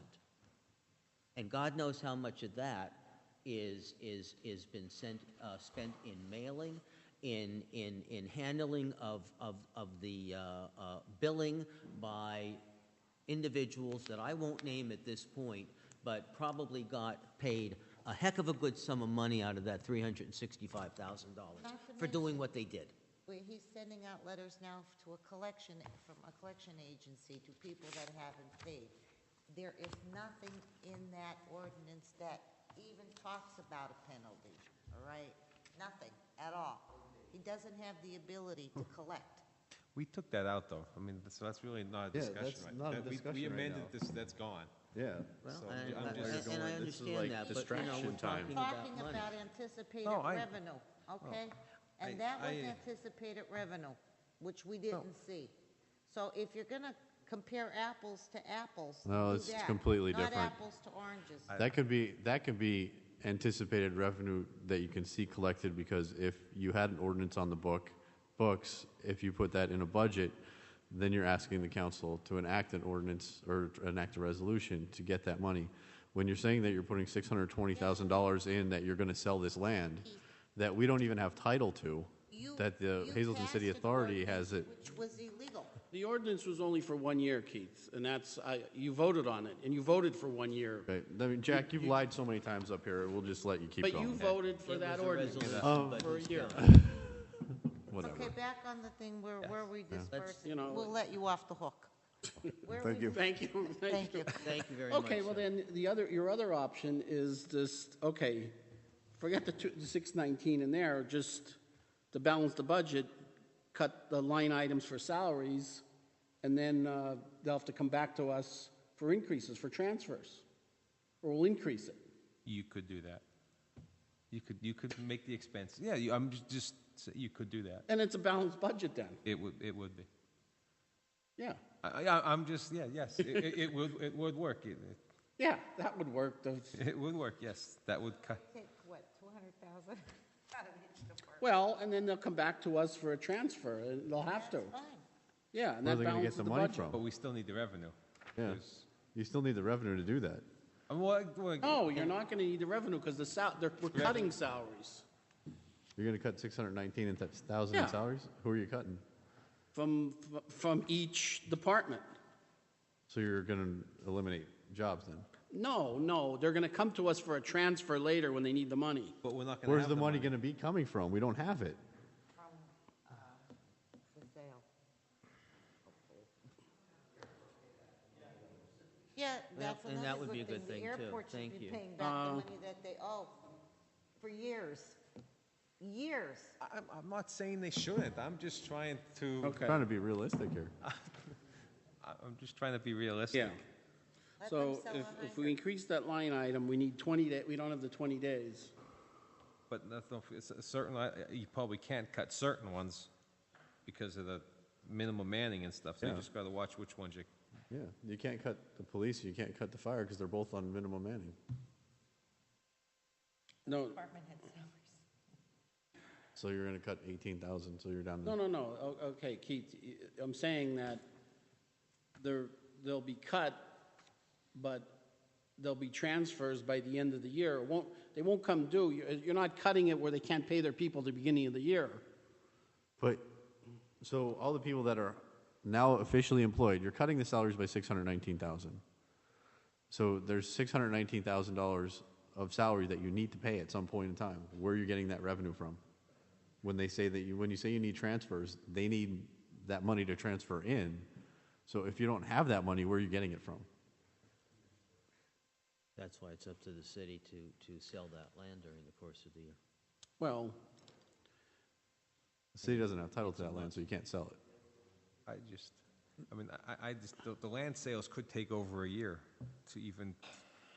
I started buying the building last December and it's still not finalized. well, buildings are different than land sales.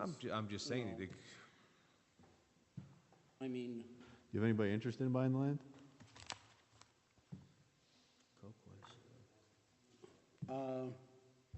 well, okay, so we're going to be beyond the 20 days. We put the 619 in there. Or cut other you want to cut other line items, Dave, to come up with that 619, I don't know. besides the salary? I'm not sure where you go at this point in additional cuts. I'm looking at a budget here that has the projections in it. What? Well, hey, this is No. not on us. This is on the mayor for putting $300,000 in this budget that shouldn't have been in there in the first place. We should have probably rejected it at first. Here are the The things. timeline. again, The you've timeline got- is so hard to make on this budget. What the state allows you to even. The timeline. It's so narrow to begin with. Yeah.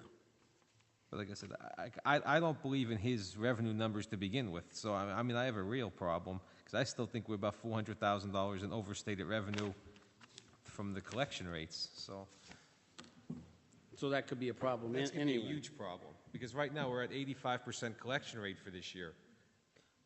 We are in an unsustainable, and I've said it before, we are in an unsustainable decline in finances, and it's been driven by this administration and past administrations. Unencumbered and put it. How much is the unencumbered? Unencumbered is 209,811.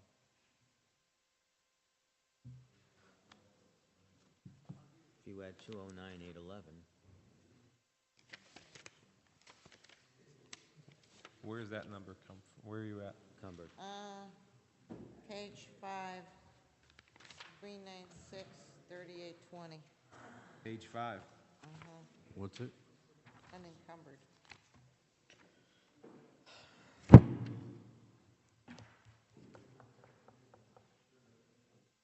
$239,811. That's the budget. That's not what we have. That was the budget that was passed last year by council.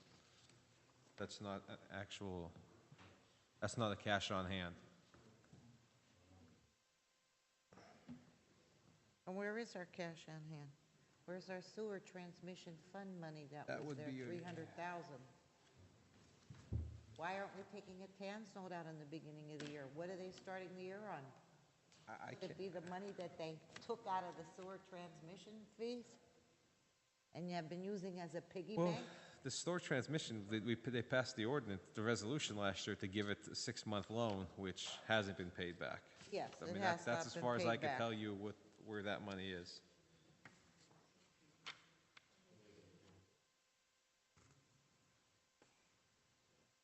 With a poor auditor, he doesn't know what he got himself into. Okay, we're gonna.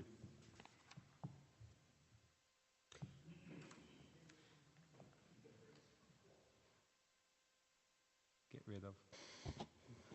Okay, so 221.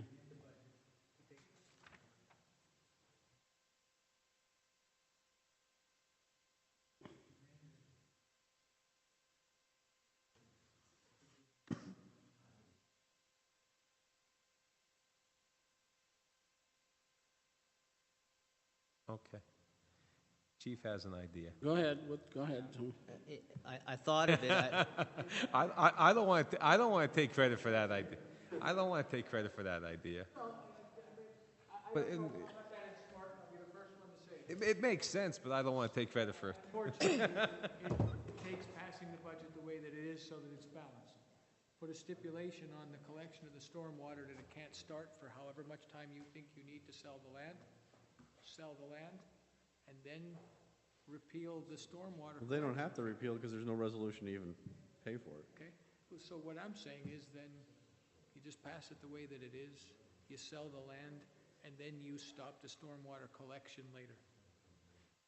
I mean, I don't know budgets. I know. And I Thanks, agree with everything that you just Yeah, said, but you're Chief, still, except for one thing. we're still 319,000 short if we did No. that. No. Mathematically, it works out. It's Right, just it works on out, but I'll tell you one thing. My only concern is that we would see those bills going on out in He'll send them out we would tomorrow. we would see those bills going out in Don't know what January we're and dealing with. February.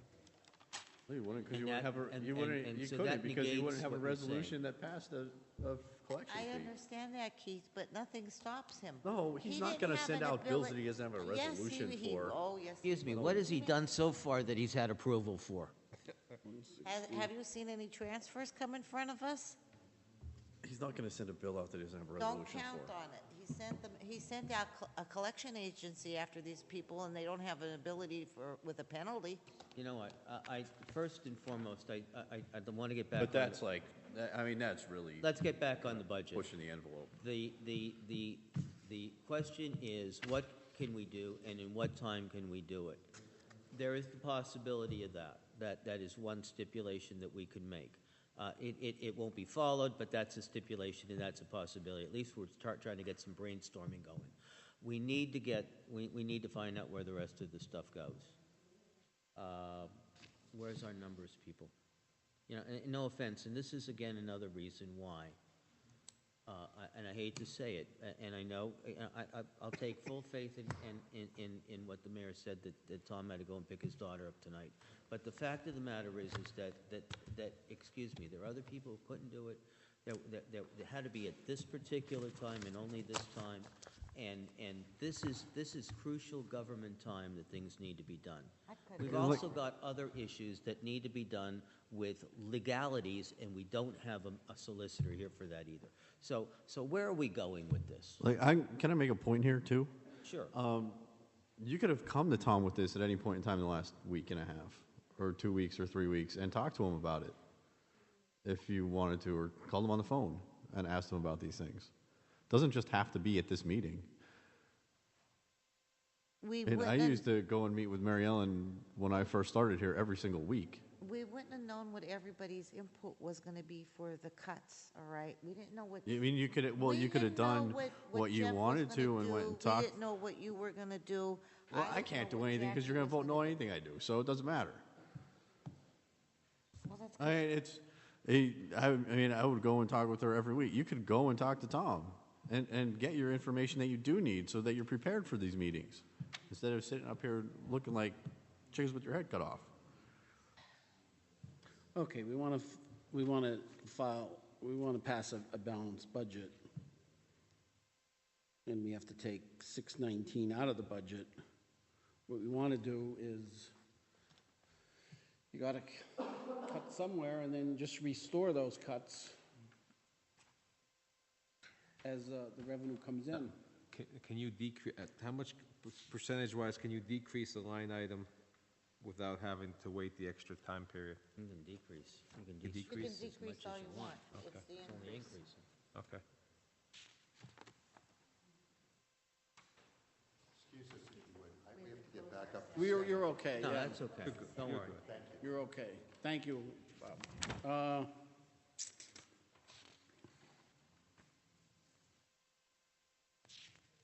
What it takes us to, the 20 days takes us to the 1st.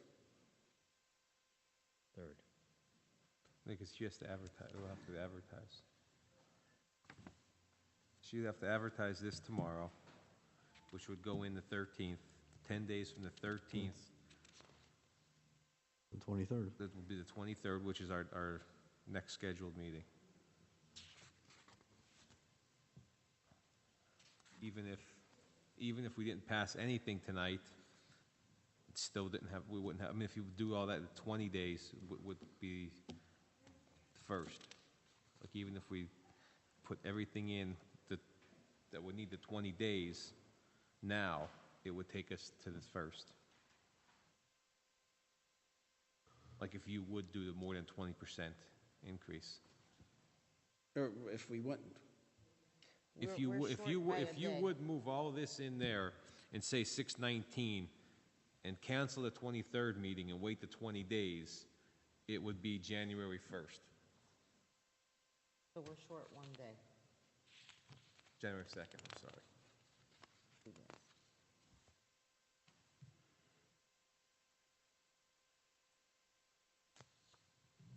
Okay, then we'll say, so we're short one day. 2 days. That's the way I understand the law.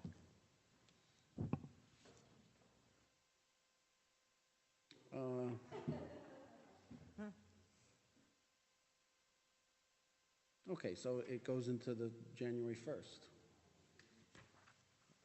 But we have to have it by the end of the year, so we're done. You're gonna have a comment made that you didn't get it done on time, so I'm gonna go back to my budget. Joe will do that. Well, he's not going to follow this budget anyway. Well, but that's irrelevant. You know, we have our due diligence and responsibility. We gotta do what we gotta do. It's our responsibility. Then you have two choices, either cut the departments or reestablish the stormwater fee with the condition that the bills don't go out for a period of, well, they didn't go out for what, 8 months this year? 8 months. Give you 8 months to sell the land. But I'm not in favor of the stormwater fee. It's illegal to begin with. It should have never been passed.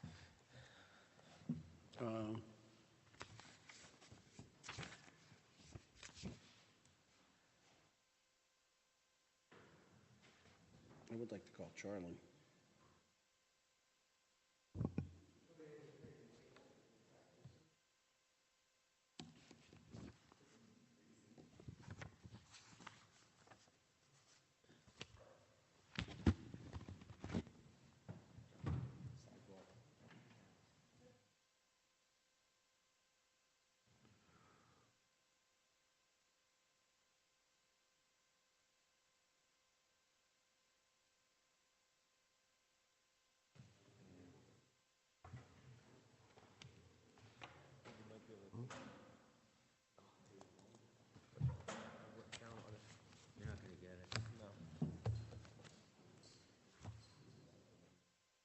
a timeout?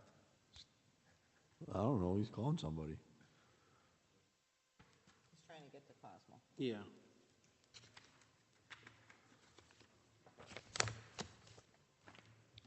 Well, part of the problem, Keith, is not having a solicitor here, too, for the last 6 months. Yeah, your guy too.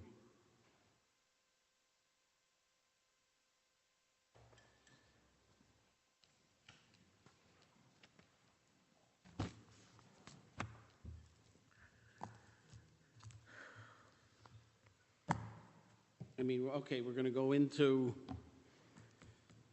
well, we passed a balanced budget with that goes into January.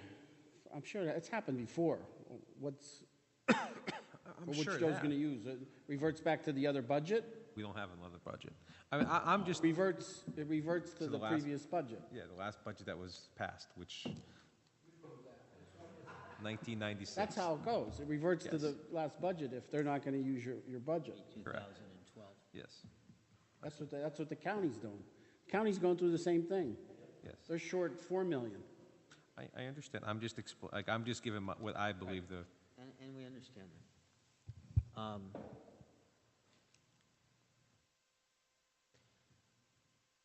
My suggestion is that we prepare as best we can the final line item someplace that we can put this in. Balance it with that. And It's going to be hard to... well, Because of the 10%, I mean, that is $600 and some $1,000 is 8% of the total budget. If you could only go over 10...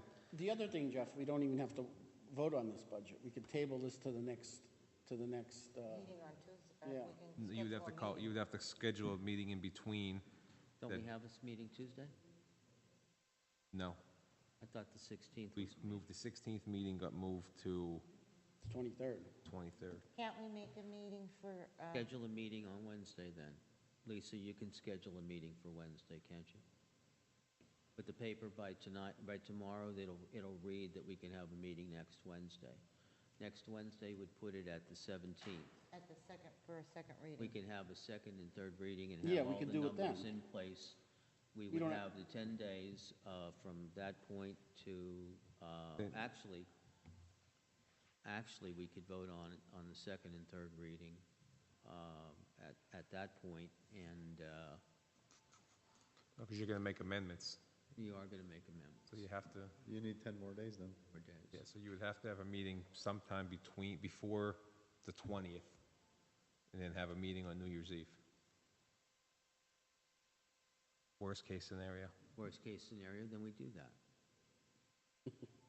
No, I'm serious. Okay, I don't have a life. then hey, we'll table it and then have a meeting. Our next scheduled meeting would be Tuesday or Wednesday? Wednesday, it'll have to be. Wednesday? What date is that? Wait, let me, That'll be the 17th? it is the 17th. Okay.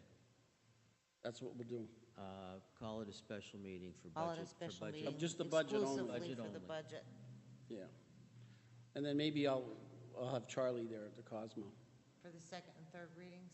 Yeah. Second and third It reading. can't be second and third, because we have to make, You're making amendments, so you have to have. making amendments. Okay, for the second, yeah, but she said that's standard, that's how she put this one in.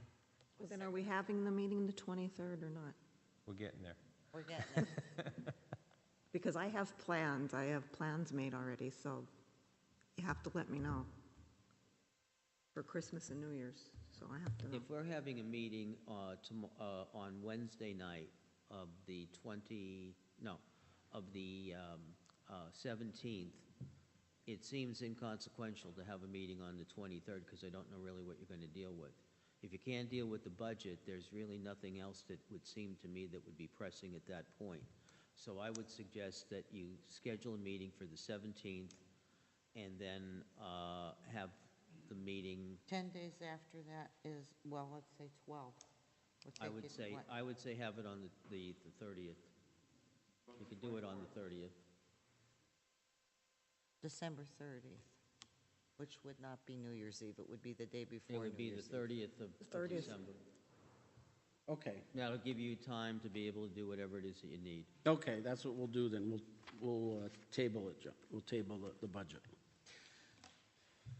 I'll make a motion to table. I'll second it. Roll call. Bast, No. Cassatt, Yes. Mope, Yes. Sosar, Yes. Mundy. Yes. Okay, next is Resolution 2014-125, a resolution requesting local share funds for the Broad and Laurel Street Center City Park Project. I'll present it. Second? Okay, now I believe this is the same resolution that is put in the back, number 38. The amount was changed. The amount's changed. So this one here, I think we could just let die. Yeah, well, you'd have to take it off the table. You That's can't what- present it and second it before you take it off the table. Okay, I meant to take it off the table. Yeah, I'm sorry. You don't have, if you can let it die, you can just let it die. You don't have to do anything. I just wanted to talk about it. You know, if you had to bring it up so we could talk about Oh, it. well, I you're- mean, it's in the you're- back too, you're isn't making it? a motion. We just let that die. The end outcome is we just have to let number 25 die.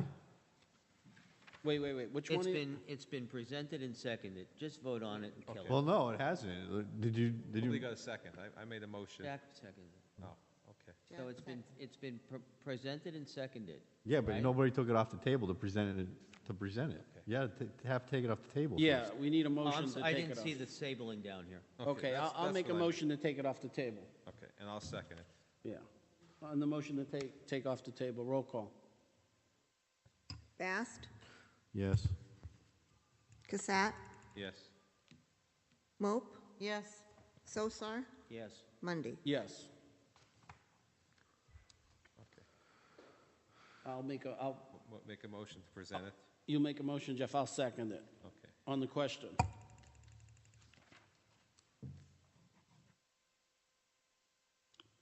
Fallon's here. Fallon, could you? This one just, we're going to let the vote no We're on gonna this. let this one die. We're going to vote no on this. Oh, This is the same one as 138. Okay, which is in we're the back. making this die. That's why Okay, I said to just okay. let it die. okay. Because 138 is all the way in the back, and it actually changes the amounts. Okay. Okay, then I'll rescind my motion and it'll just die. Okay. Okay. Ordinance 2014-21, an ordinance amending ordinances 1878, 1932, 8852, and 2004-38, providing for the assessment, levy, and collection of tax for general municipal purposes. Where are we going to even have this? What's that, Keith? Why are we even doing this tonight? Did somebody present it? No, but No. we really, I'll- All of these, Yeah, all we- of these really are predicated upon the budget. Yeah. So why don't we just wait until we deal with the budget on all Let of it these? die. The table. The same thing with 24, 22. Or 2014, 22. Okay, 2014-22, reenacting ordinances. Okay, yeah, these are budget ordinances anyway. Just let it go. Don't we need, the same readings, at the same time?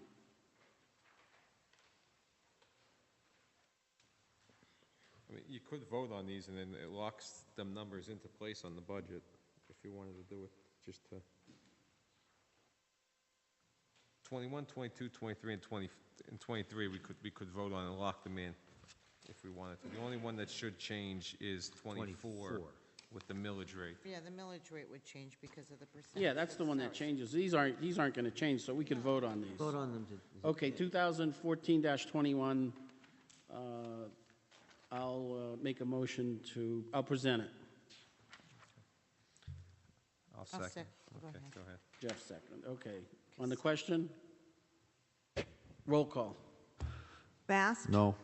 Cassatt, Yes. Mope, Yes. Sosar, Yes. Mundy. Yes. Next is Resolution Ordinance 2014-22, reenacting ordinances 1931, 1932, 1933, which continue in force and effect for the period January 1, 2015 through December opposing the real estate tax, earned income tax, per capita tax, and resident tax. First reading. Go ahead. I'll present. Okay, I'll second. On the question? Well, this is the one that I wanted to change to 2% to bring in Well, the revenue. Jeff, So, well, I'm just yeah, I telling know. you how I'm going to vote. I I'm know. just, go ahead. Yeah. That's it. On the question? Roll call. Bast, No. Casat, No. Mope, Yes. Sosar, Yes. Mundy. Yes. Next is ordinance 2014-23, an ordinance amending ordinance 8814, reenacting the mercantile tax and business privilege tax for the period of January 1st, 2014 through December 31st, 2015. Presented. Second. On the question? Roll call. Bast, No. Casat, Yes. Mope, Yes. Sosar, Yes. Mundy. Yes. Next is ordinance 2014-24, an ordinance of the City of Hazleton fixing the tax rate of the real estate located in the City of Hazleton, Pennsylvania for all purposes. Isn't this the one? Yeah, this is the one we have to adjust, beginning January 1st, 2015 and ending December 31st. We're gonna just let that die? Table it. Table it. I'll move to table it. Well, we have to first. present it first. I'll present it. I'll second. Dave, you motion the I table? move to table it. I'll second. Okay, Immediately. motion the table. Second. Roll call. Bast, Yes. Casat, Yes. Mope, Yes. Sosar, Yes. Mundy. Yes. Ordinance 2014-25, reenacting the realty transfer tax provisions, pursuant to tax code, and authorizing Department of Revenue to determine, collect, and enforce taxes, interest, and penalties. Isn't this the tax, Jeff? This is how I think how they collect it. Oh, okay, before that was the ordinance, okay. Right. Presented. I believe. Second, on the question? This is to collect it. Yeah, this is the transfer tax. Okay. Roll call? Bast, No. Casat, No. Mope, Yes. Sosar, Yes. Mundy. Yes. Resolutions, Resolution 2014-130, resolution amending the agreement with Mullen and Lonergan Associates for professional services related to environmental review. Fallon? I'll present it. Oh, Second. on the question?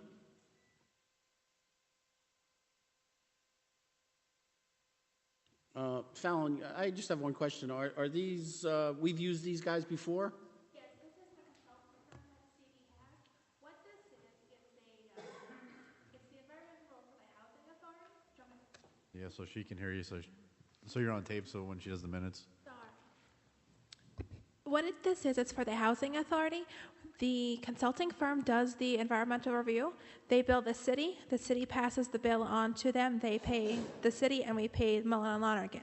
So there's no fees or anything that we pay, it's just a pass-through. Okay.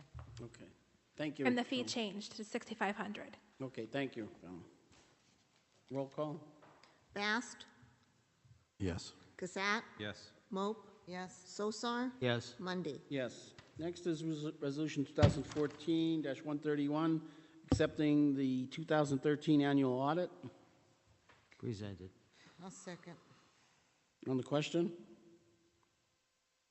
I just have one question. We ended the year with a surplus of what? Was it 180? Well, in which fund? Because if you look for the general fund as a whole, Yeah, the general fund. the general fund reported a net unassigned balance of just over $124,000, which was the result of approximately a excess of revenue over expenses of about $285,000. Okay. Thank you. Thank you. Any other questions? Roll call? Bast, Yes. Casat, Yes. Mope, Yes. Sosar, Yes. Mundy. Yes. Next is Resolution 2014-132, requesting local share account funds for the purchase of code enforcement vehicle for the city of Hazleton. Presented. Second. On the question? I'm assuming this was a budgeted item in our budget, right, Jeff? I don't believe, Talk to Tom about it? no, I don't think it's a budgeted. No, it's I not think budgeted this is item. just- This is for they're LSA looking- grant. they're looking Oh, for- it's for Yeah. requesting For it for a grant. to get a Okay, vehicle. yeah. Okay. Any other questions? Nope. Roll call? We're tired now. Bast, Yes. Casat, Yes. Mope, Yes. Sosar, Yes. Mundy. Yes. Next is Resolution 2014-133, a resolution requesting LSA funds for the purchase of a health enforcement vehicle for the city of Hazleton. Present. Second. On the question? Roll call? Bast, Yes. Casat, Yes. Mope, Yes. Sosar, Yes. Mundy. Yes. Next is Resolution 2014-134, requesting local share account funds for the purchase of equipment for the city of Hazleton's Police Department. Present. I'll second. On the question? I have one question. Chief, did you write the grant for this, or did somebody else, or who did the grant, the writing of the? We're writing the grant right now. We can't, Oh, it's an online application, but we can't apply until after, So we approve it? Correct. Okay. How long is it? How many pages? I'm sorry? How many pages is the application? It's relatively short for the application itself. You're talking about the letters of approval, the resolution, 1,000 characters for 4 questions. There's not a lot of questions to apply. Okay. I was just curious of what the process was. Thank you. Chief, Go ahead. Chief, just one thing. I've read through this, and I've seen some of the things that you're asking for, and I wholeheartedly would hope that you'd get this, a lot of this stuff too. Lord knows what they'll grant and what they won't. You're always looking for it. With the seizure money that we get per year, and with the LSA grants, it comes back, however, again to me. I'd just like to see, if you could, on a month-by-month basis, what are your needs? What are you doing? How is some of maybe the seizure money being spent more so that we can keep a bit of a track? I know that the seizure money can't be spent for those things. Understood. I thought you got that. You but have if the we could check see ledger. that would be a help. The check ledger is how it was spent. If I could just see the accounting a bit more clearly. I know the checks when they get written as the check statement is one thing. I really would like to see an accounting department by department of what the expenditures are going out for. I don't want to duplicate and make your life Understood. miserable. Again, I just wanted to get some accounting I of agree what with you. goes on. My issue is You know. I do none of the accounting. It all comes through administration. I don't even keep the checkbooks. Well, I don't care if you keep the checkbooks or not. I know that you need what you need for the seizure. And I know that when the seizure money comes in, you're going to spend it on things that you can't get through the general budget. Now, these are probably things that you can't get through the general budget right now either and afford. Right. But I just would like to see a bit more of a clear account. I don't understand I guess the question, I want to just Doctor. I'll give you communicate anything with you you want. better to find out what you're doing, how much money is coming in seizure money, Right. what's being purchased with that. Then along with this, if say let you get $200,000, what's the $200,000 going to go for instead of the 253? That's all. That's all I'm interested in. Understood. Okay. I wasn't. Could you email all of us on that too, or copy all of us, Chief? I apologize for not. I still don't understand the question. I think We're getting $250,000, $300,000 last year. I don't know what we got this year in seizure money. Nothing. Okay.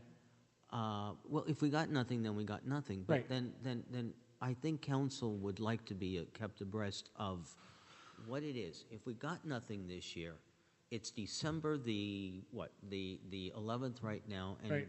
you know what? It's the first time I heard that this year. I understand what you're saying, but. So I just Sure, want to know. that's an easy You know, fix. we didn't get anything. I will tell administration every time What did we any get? money comes in or goes out Right. to update council. That's an easy fix. It is. Yeah. It is. Okay, And that's again, fine. it Now goes- I understand. It goes back to what the gentleman back there was saying about accounts. We've got a number of accounts in different departments that some are cash, some are accrual, some are, well, you know, Peter pays Paul, this goes on, and it would be nice if we had an accounting where council can be kept a bit more carefully abreast of who's spending what, where did the money come from. If it came from seizure, all good and well, but I think council, you know, again, we got to deal with the purse strings. It would be nice to know. He's not That's a simple fix. He agreed with you. How much did we get last year in seizure money, Chief? That was close to 300, wasn't it? No, I think, 300,000? even if I say no 250, Well, I think we got ballpark $250,000, figure. Yeah, well, that's- $250,000. Yeah. So sometimes, some years are going to be big, other years. That was a big This year wasn't a good The one. year before that, we got $14,000. Yeah. So Right. you know, every time it's a crapshoot, but it would be nice to know. Sure.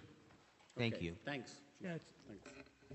Okay, I just want to, on the last bullet point, I just want to amend it to, it's just a typo. It says dues, and it should say due. I'd like to amend that. The second sentence in the last bullet point, it says dues to the current state of criminal activity. It should be due to the state, or due to the current state of criminal activity. Oh, okay. Do. Just a little spelling. It's just a, Okay, roll call? Bast, yes. Cassatt, Yes. Mope, Yes. Sosar, Yes. Mundy. Yes. Next is Resolution 2014-135, a resolution requesting local share account funds for the Catholic Social Services. Present it. I'll second. On the question? You could, go ahead, you could go up there. Thank you very much for your time. Neil Alberto from Catholic Social Services, and I have to apologize to council in trying to get the paperwork in for the resolution to hopefully be passed this evening. We weren't able to get one of the contractor's estimates at this point, and that would have been for the roofing. So our estimate on this is going to be anywhere from $90,000 to $100,000. We did receive an estimate on the exterior work of the building, but are waiting on a bid for the roof. Have you gotten any money previously to this? No, this is our first time applying for this. We have through other grants and fundraising and whatnot, so, but this is the first time through this. Okay. Any other questions? No. Good luck. Okay, thank you. Neil. Thanks for coming. Thank you. Thank you. Roll call. Bast, Yes. Cassatt, Yes. Mope, Yes. Sosar. Yes. Mundy. Yes. Next is Resolution 2014-137, authorization to execute cooperation agreement between the City of Hazleton and DHD Realty Holding LLC. Oh, you're missing. skipped one. You skipped 136. Oh, I'm sorry. 36. Resolution 2014-136, resolution permitting the City of Hazleton to apply for a local share grant on behalf of the Hazleton Integration Project. Present. Second. On the question? Yeah, they were just here and they left. I talked to Bob earlier and, I said there'd be no problem with it. Roll call? Bast, Yes. Cassatt, Yes. Mope, Yes. Sosar. Yes. Mundy. Yes. Resolution 2014-137, authorization to execute cooperation agreement between the City of Hazleton and DHD Realty Holding. Present. Second. On the question? I know, go ahead, Neil, you're just here. I also have to apologize. I got a late notification on this that they want to add a couple parties. Really, it's the guarantors to this. I got the email at 4:30. So I called our attorney, and there's a couple ways, I guess, if we could just mention in the resolution the change they're requesting, the additional parties, or we can just say substantially similar to. Well, we could amend it if you want to, Neil, or amend the resolution. You have the list there? Yeah, it's the personal guarantors they want to add. So it would be my dad, my uncle, and George Hayden, Neil A. D'Angelo, Paul D. D'Angelo, and George F. Hayden. Can you just hand that to Lisa so she Yeah, can... Yeah. Lisa and we'll... And then the fourth one is the Downtown Hazleton Development Company. Apparently, in one of the previous resolutions, we had listed the company, or for some reason the company was listed out like that, not DHD Realty. So they also want to list that as a member. Other than that, everything else is exactly the same. Okay, so we'll make an amendment to add those... Four. Those members... Those as parties to the lease. Parties to the agreement. So right now, the parties include THDC, DHD1, DHD2. We'd also like to add those four, and that's at a late request from the consultant from the state RCAP. Okay. Any other questions for Neil? Well, we'll make... Go ahead. Amend it. Yeah, we'll make an amendment to that. I'll make a motion to amend it. I'll second it. On the question to amend? We're making a motion to add those four names. Yeah, to Okay. amend it. On the motion to amend. To add those. Yeah, to add those four names. Roll call. Roll call. Bast, Yes. Cassatt, Yes. Mope, Yes. Sosar, Yes. Mundy. Yes, back on the amendment, roll call. Bast, Yes. Cassatt, Yes. Mope, Yes. Sosar, Yes. Mundy. Yes, thank you, Neil. Thank you. Thank you. Neil, do you have the list to give? Yeah, give, or you may email to Lisa. To Lisa. Okay, thank you. Resolution 2014-138, a resolution requesting local share account funds for the Broad and Laurel Street Center City Park project. I'll present it.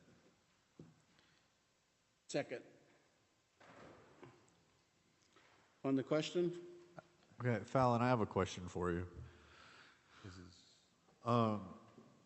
If you can come up. It says that the cities will allocate CDBG funds to help with project costs as approved by City Council. How much are they going to ask of us to approve? 90,000. Okay. And where is that 90,000 coming from? Right now, it's from the 2014 annual plan. What happened was we were going to use the money for acquisition. The owner did not want to sell the property on Broad Street, so we are not going to utilize the 90,000, so that's where that's coming from. I'm currently in the process. I have the 30-day comment period right now where I have advertised that I'm going to cancel the acquisition, and I'm going to create a new project with this Center City Park. Okay. It looks like, we're spending $600,000, $700,000 on a city park downtown.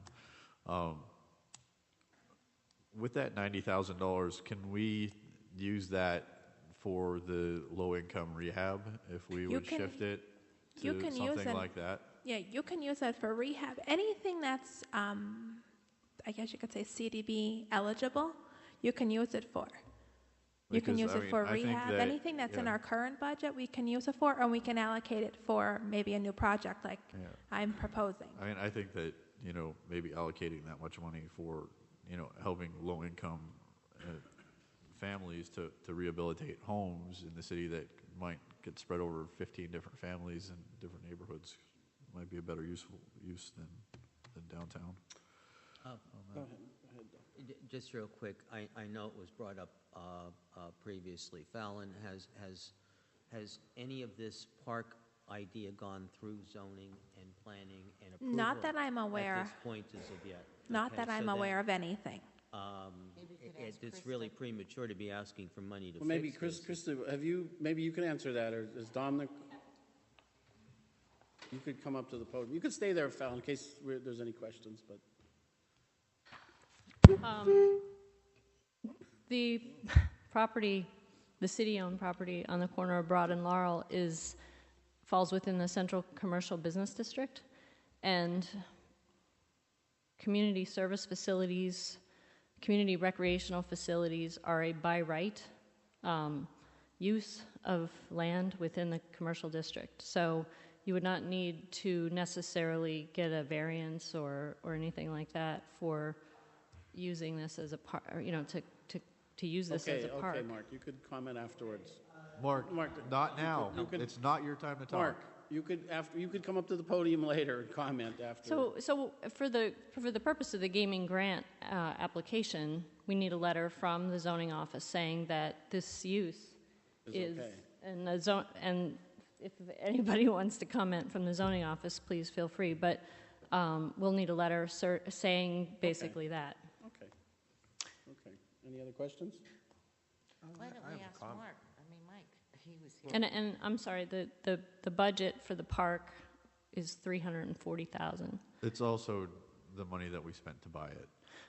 Okay. That's what I was. You were putting in counting there, that. too. Okay. Yeah. I got, I guess, a comment, question, I don't know. I mean, if the city applies for this and they get the grant, they could always, say, forfeit it later and put this through planning, the planning and the zoning and everything, if we have to, in the beginning of 15, correct? You don't have to go.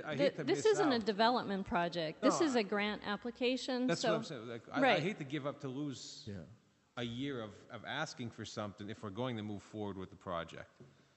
That's what I'm saying. So if we do apply for it in 14, and in 15 the city decides to sell the piece of property, we could always forfeit this money to something else or give it back. I hate to see it lose a cycle of something that could possibly happen. Right.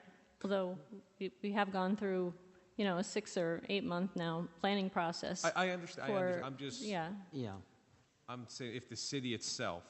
Right. Would say no, or somebody comes in and says we want to buy that piece of property for $10 million and put up a building there. Obviously, it's.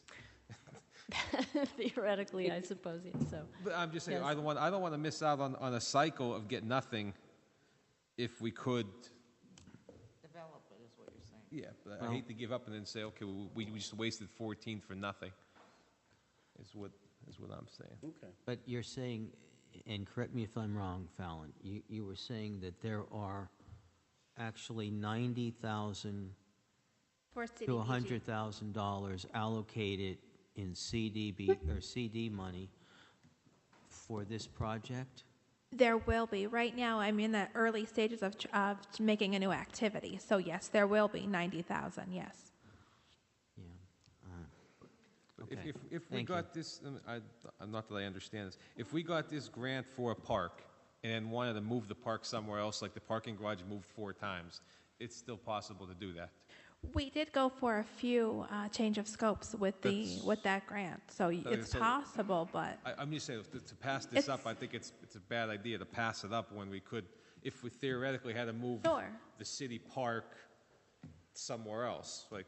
It is just subject to DCED if they would, reallocate. I just hate to see the cycle go by and not even try to improve the city. I mean, if we use the LSA funds but not the CDBG funds, I mean, Could we get it done? Can you do that? Well, you could have. Well, then you're short. Then you would just be short money to develop the park. So I mean, so it's $340,000 to develop that into a park. Based on the design, yeah. Conceptual. You know what? 340,000. We were through this last time too, and $340,000 is quite a bit of money. I'd love to see it filled in and grass. It is a prime location, and as grass and taken care of would be wonderful. When you have projects and programs, I don't care whether it be Fun Fest or whether it be any number of other programs that I wish we would have in town that hopefully will be coming as well. That's one thing. $340,000. I don't know what the plans look like, and that's probably part of my fault for not attending some of the meetings as conflicts. But that's an awful lot of money to be putting Plus the into $200,000 we paid for the land. We still own the land, no matter what. No, and I the understand that. 340 is worst case scenario, or best case scenario is whatever it's. Can I interrupt for a minute? Well, I when you called to invite me down to the security savings, we had discussed the park, and you said that there's going to be like a secondary phase. Well, yeah, I mean, they're based on, the concept plan as it is now, there's some amenities that would be taken out. Can you apply for the LSA grant, and then what you don't get from CD, then apply the second time? Yeah, but I guess it's just a matter of, what your part, what you want to, if you want to fund the plan as it is, I'm just trying to, this way. Right. It seems And like I the want to problem use the is with CDBG funds for something else. I don't want to use the CDBG funds for the park. If you pass the gaming grant application or the resolution as it is and decide not to fund the CDBG money, and that money and that grant is received, we could also use that. Now it would delay the project, but we could certainly use that, or the city could then use that as a match to apply for DCNR money. So it would just delay the project. Who's doing all the work in the planning and the engineering and all that for this? Well, my understanding is if it's CDBG funded, if it's a CDB funded, if there's CDBG money involved in the funding of the project, then the CDBG engineer would do the work. Who's the CDBG engineer? That's a good question right now. Fallon, would you like to answer that one for us? I don't have one, and I don't know. I don't hate to put you on the spot, but I mean, it is what it is. And if we got denied this, the money she still has the money to do whatever. Well, I would assume, and this is just a guess, I would assume that Dominic would be doing it with no charge to CDBG. To CD. That's what I would assume. You haven't paid Dominic any money, have you? No, I have not. No, Okay, and good. that's why DHAP is volunteering our time Who is? to write the grant. Who is? DHAP. The Alliance, Downtown Hazleton Alliance. Oh, the Alliance. Yeah, we're helping. So you wrote the grant. Okay, that's good.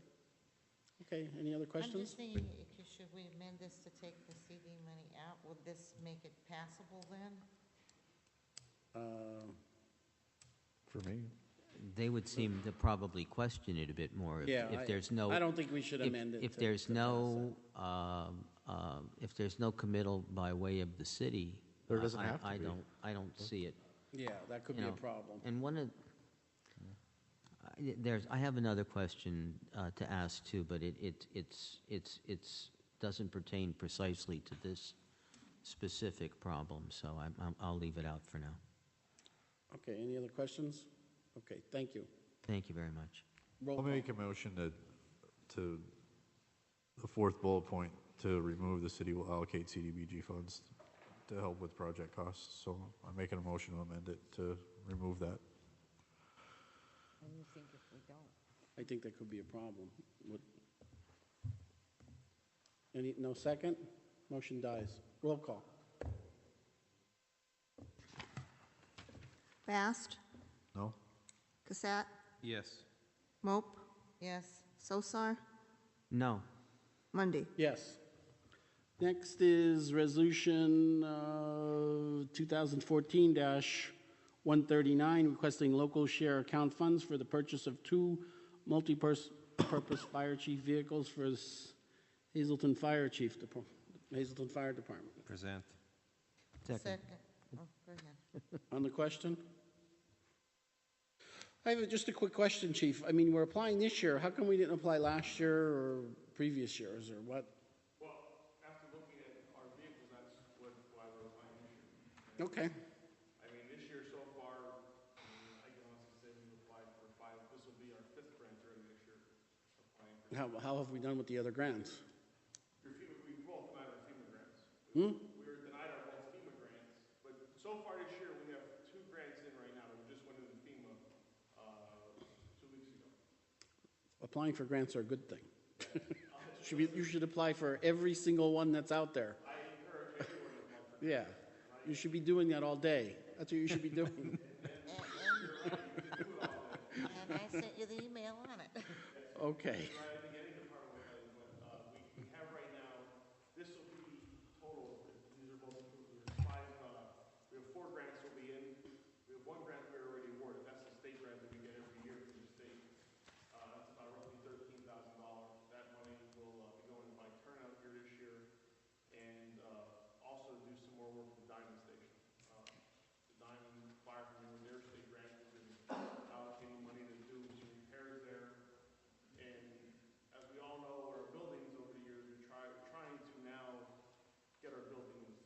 Up to order. Okay. Are they getting more energy efficient? I know they're doing something at the, Yeah, we have, I mean, the Diamond Station last year, we took a major expense out, like changing the natural gas. yeah. So we switched that out, we just completed, this summer, a major energy. Was that grant money that you used for that too? Yep. Okay, yeah. And we just completed this year, a major energy savings grant, which was through PPL for all the outside lighting at all the fire stations, which PPL reimbursed the city, over $8,000, for all the lighting that was purchased. Now, I know they're blocking the room off from the truck. Is that done at the, is it the same way at the other? Yeah, the other station's already like that. Or like that? Was that the only station that was like that? Yeah, and the other stations, the 14th Ward is set up similar to the Diamond, but the 14th Ward bay is a lot more smaller than the bay we're working with in the Diamond. Yeah. So we're trying to close that off with that wall on the back and with the wall on the side to re-help the heat. Because what happens is, as you all know, especially nights tonight, that the engine just The went door out, opens up, all all the heat goes out. The Southside station's already set up that way. That's already. Was there a fire? Yeah, we had a call before. Where? On Alford Street.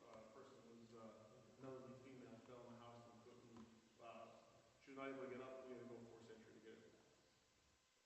Just right now, I mean, that's really gorgeous before the home. Okay. Let's finish up. Any other questions? No.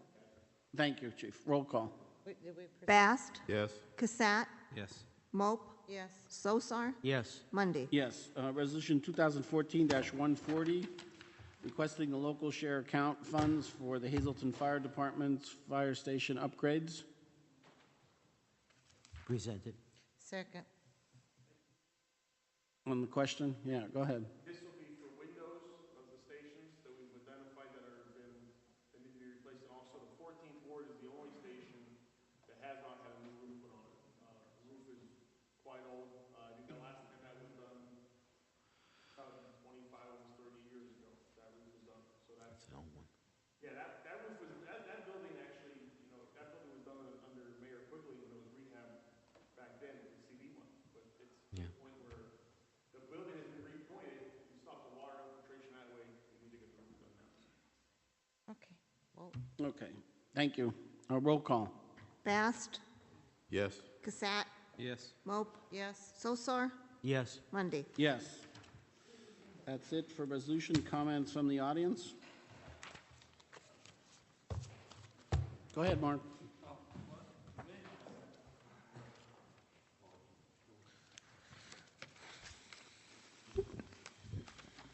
Okay.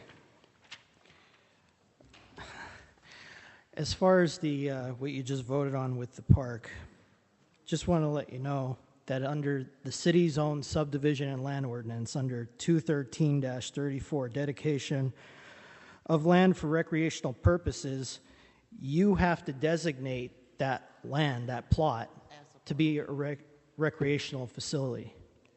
And it has to go through planning, and it has to go through zoning. And we could do that if we get approved for the grant. Okay, Jeff, but, the CD money, why don't you get the grant and then do it through DCNR? Why does it have to be through CD? I'm sick and tired of CD money being used for pet projects for people that don't live in Hazleton. That's what I'm sick and tired of. I don't care what the racket thinks, Jeff. I really don't. You know that, and everybody else here knows that. All I care about is the people of Hazleton have been screwed for their neighborhoods. Why did you have that blight summit, Jeff? Because they're blighted properties. Our neighborhoods are decaying. And now we're voting on because we have to have a park for the downtown because some snobs down in the valley could say, "Woo, we have a park. We made a park for Hazleton." I'd rather have my neighborhoods be erased from Skid Rows. That's what I'd rather have. Okay? And as far as the recap, what you just voted on, do you realize that comes from the governor's budget office that you're answering to? So if something happens to where something messes up, you're in hock for it with the state. This is not like, CD money. Okay? So just so you know, That's the liability that you have over your heads. And as far as like for zoning and planning, DCED updated their stuff for zoning officers. They stressed that they have to get administrative warrants before inspection of properties, just so you know, Rick.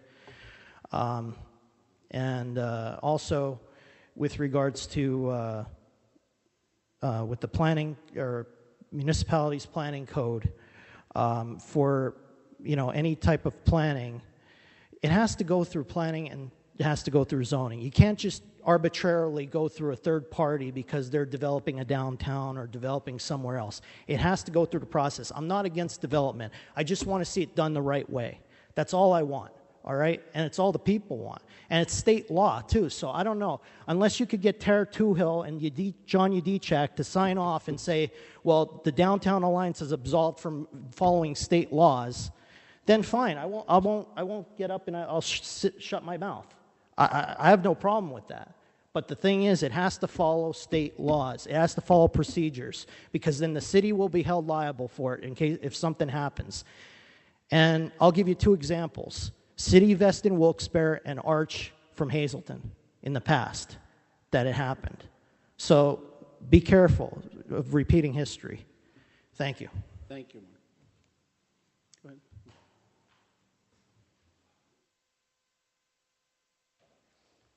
My name is Anthony Mope, 531 South Hazel Street, Hazleton, PA. I take great offense to the Standard Speaker article written about my wife, basically. I don't believe in political vendettas. It states, City Councilwoman's garage. Basically, I designed the garage. My background is engineering and industrial arts. Any structure ever built far exceeds any code, city or statewide. If you want to take a look at my properties, you can, and you'll find that to be true. I also went through all proper channels to build this garage. I started in early August, and all of a sudden I get complaints in November, December. 2 people basically so far. All the other people that have called me love that garage. I have got contacts from out of town that said, I wish you would have built the garage here instead of in the city of Hazleton. Like I said, I followed all the procedures that were required. And if you see, they wrote about density. If you look in the ordinance, it's number 95-26. You will not find in any of the written things, single-family dwelling, single-family detached dwelling, single-family attached, there's nothing mentioned about a garage. If you look back in the ordinance under accessory use, you're allowed to use land as an accessory across from your house for parking space as stated on page 201. Let me find it here. Accessory off-street parking spaces, open or enclosed. Accessory use of land, except that of off-street parking, need not be located on the same lot. My house happens to be across the street from this lot, and it's being used for my vehicles. I don't drink, I don't smoke, I don't do drugs. I have a hobby of collecting cars, and that's what this garage is for. It's not for plumbing or anything else, or politically to destroy somebody. This is stupid.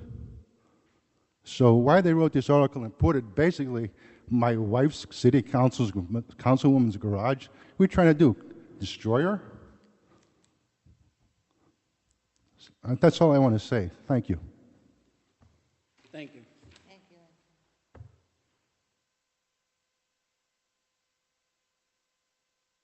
Norman Tarantino, 154 North Lee Court in Hazleton. It's an honor also again to be here in front of you guys. First thing I want to ask is, what's the situation with the fireman's contract? I think that these brave men and what they do for the city should be addressed and should have the right term on the contract. These men are trying to take a break by not going for raises. I don't want to see the city lose that, so I just want to know what the status is. Have anything been updated for you guys yet on that?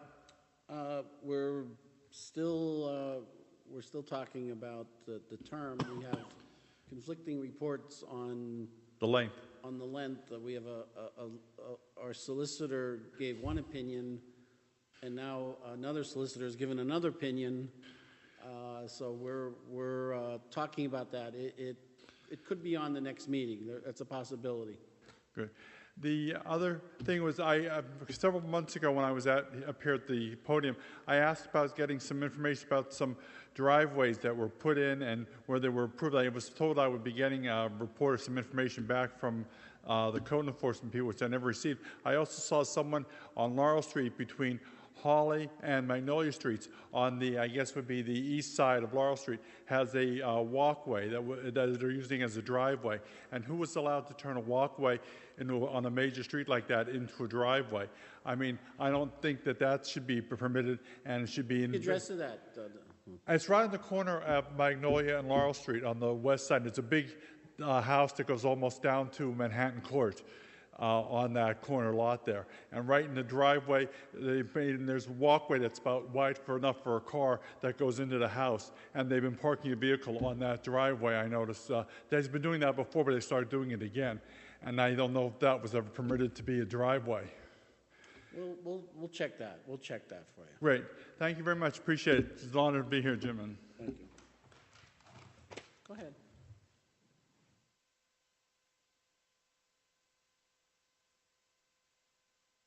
Turn some heat on in here. Grace comes up. The mayor's freezing us out. Honest to God. James Street. The budget. Oh, I'm telling you. I have to say something, and I don't say things like this often, so forgive me. All roads lead to Rome. All the sewer lines lead to the sewer authority. Simple as that. There may be 5 blocks broken up that it's separated. They still go to the sewer authority. When I requested any new construction or additions who had stormwater plans, you have to have a minimum of an acre to submit a stormwater plan. The only one that has had a stormwater plan put in was CVS. You're, in essence, when you do that stormwater fee, you're charging the people 2 times. They get hit for the sewer transmission fee, then you hit them for the stormwater. And you know what? You didn't do anything with it.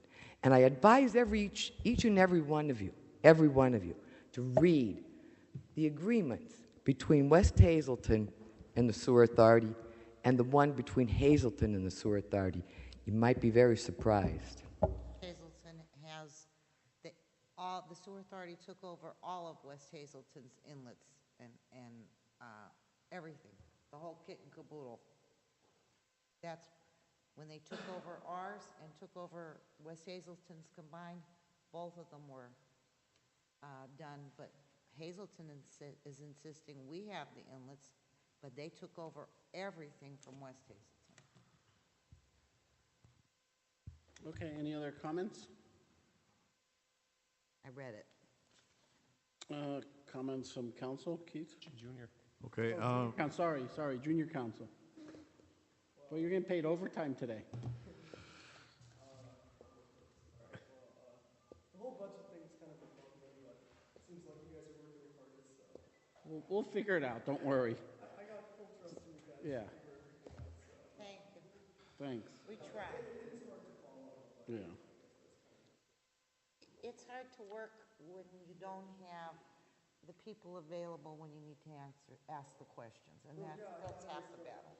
Yeah, I thought there was going to be compromise, and then walked out, but it'll work out. But I like the Hazleton integration project, frankly. I'm a big supporter of that, so I appreciate you guys approving it. Yeah, they do a good job down there. I've been down there many times. It's like busy bees everywhere. You go in there, the place is filled. There's people in classrooms. There's people in the gym. There's people everywhere in the basement. They do great work there. Nice computers. I saw big Apple screens there. I'm thinking they were really nice. We'll have to move City Hall there. Yeah, no, they probably have heat too. Okay, you'd like to make a comment? Budget thing is a bit above me, so I'm not really sure. All I kept getting was numbers. Really, really all I have to comment on. I'm just freezing right now. You have to bring a coat. I told you this. Okay, thank you. Keith, comments from council? Okay, I mean, since Mr. Moe brought it up. You knew in 2011 when you got a garage that you needed to go in front of zoning to get a variance. And I don't know if Rick just approved this, I guess. It definitely covers more than 40% of the lot. It's a commercial building in a residential area. And it needs that building needed a variance. There's no way that you could put that big of a building on that small of an area. And I talked to my father about it, so you can say whatever you want to say. So anyway, I'm talking. Yeah, I didn't say anything when you were up there, did I? Okay. But of course I guess that's par for the course. That it needs a variance for that building, and it would have never been approved if that was the case. When it comes to selling $600,000 worth of land, when's the last time that Can-Do sold land out there?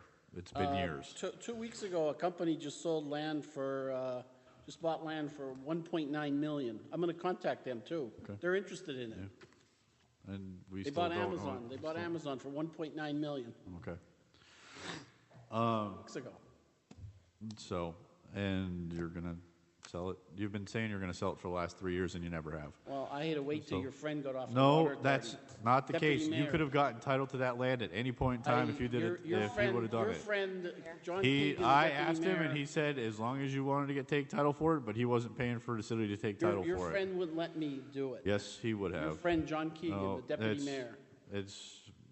See, you just like to deflect everything from you taking responsibility, I just like Jack. to tell it like it because is. you have no responsibility. You don't want responsibility for anything.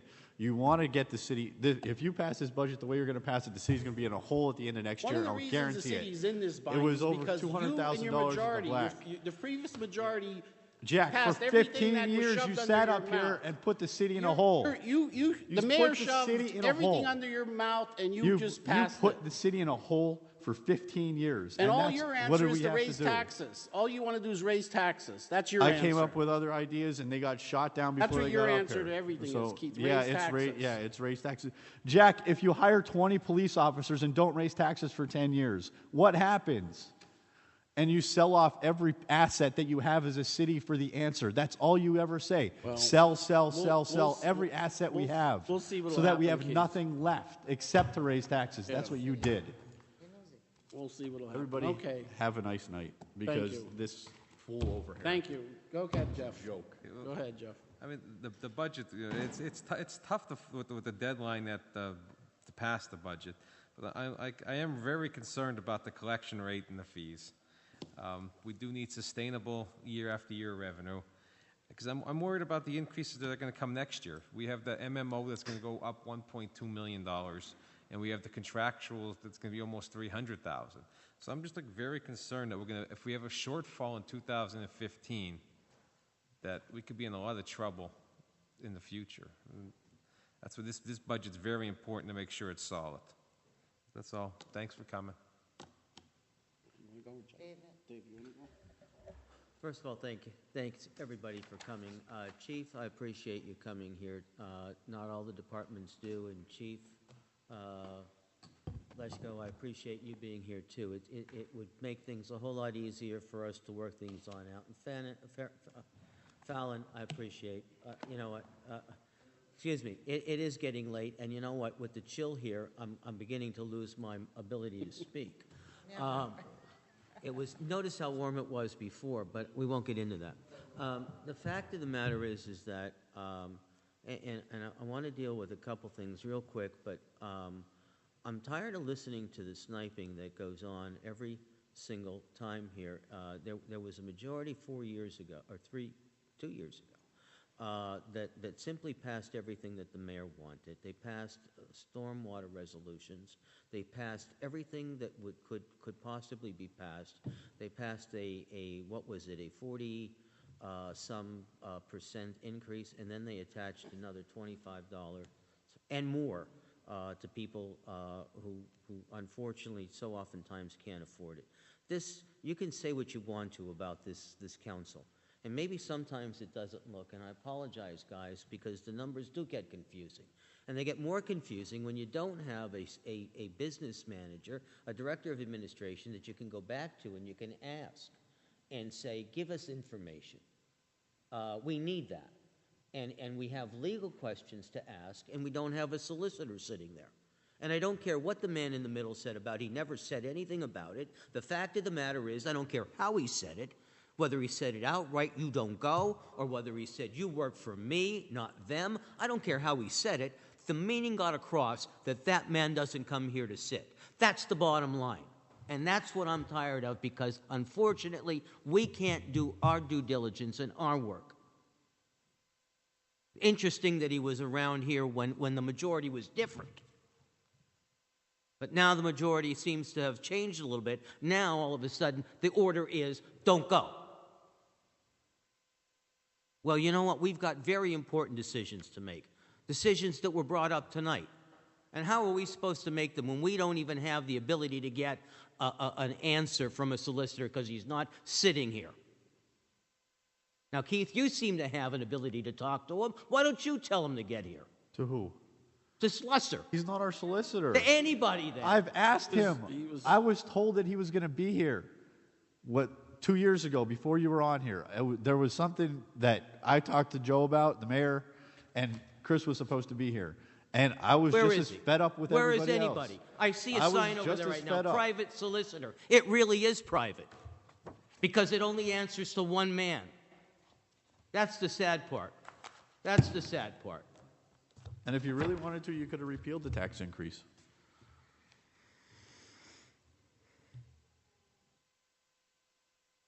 Could have. Let me get back to the stuff that I really want to deal with, because unfortunately we've got to deal with a budget, and everybody needs to know that we want to make sure that the budget is right, but we want to make sure that the budget is fair to the people in Hazleton. Now, it's very easy, as some people in past times wanted to do, to just raise money. And that's not fair to everybody. That's not fair. And this council is doing its darndest to try to see to it what we can come up with and what we can do so we don't have to do that. Now, if that's too much for some people to take here, then that's it. But that's the bottom line. Second of all, you know what, Tony, I admire you for getting up tonight. I know it wasn't easy for you to do that. And I'm going to throw my 2 cents in the fact of the matter as well. Because the fact is that you and Jeannie, and I'm going to speak to Jeannie as a private individual right now, what was taken as a shot on Saturday was no business. No council person should have to go through that. Not Mr. Bass, not Jeannie, not Jackie, not Jeff, not I. And most of the time it doesn't. Most of the time we're messages as regular people. Why this had to go out there like this when you followed the rules and regulations that needed to be followed to put up your structure, and now councilwoman this and councilwoman that, that's an outrage. I know you guys, I know what you do, I know how you follow rules and regulations. This woman has fought more on council for what's right than anybody that I know. And I've sat up there for 2 years before I came down here. And I've been here a lot longer than that when you consider the time that I put into this city government. And I'll stake anything that I can on her and you, because you did it right. And now, because certain people politically want to make a concern about it, now all of a sudden it's become a big thing. It's not right. And it shouldn't be done. And it just so happens that it has to be around now what's coming. Let's be honest. It's political time. The sniping's coming out a little bit early, but it's getting to be political time. So let's take the shots. I don't think so. I think you treat people with respect. And I've always, at least, even when I disagreed with people on this council, have tried to speak fairly with people. I haven't taken cheap shots. I refuse to want to take cheap shots. The simple fact of the matter is that was a cheap shot, and it shouldn't be done. None of you out there in the audience would like it. I'm sure. And many of you are businessmen. Many of you are in government involved as well. Many of you have your own private jobs. That's not what you want. It shouldn't be done to other people. And it shouldn't have been done to this woman the way it was done. Amen. Thank you for coming. I've had my say. Thank you, Dr. Thank you, David.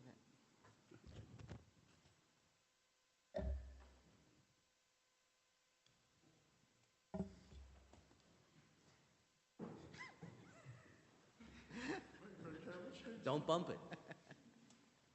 My turn? Your turn, go ahead. Okay. Number one, thank you, Anthony, for coming up to defend me. I already said thank you to Sam for the story, whether you just realize it or not. Actually, if it was a political cheap shot, it backfired. I have to thank the public.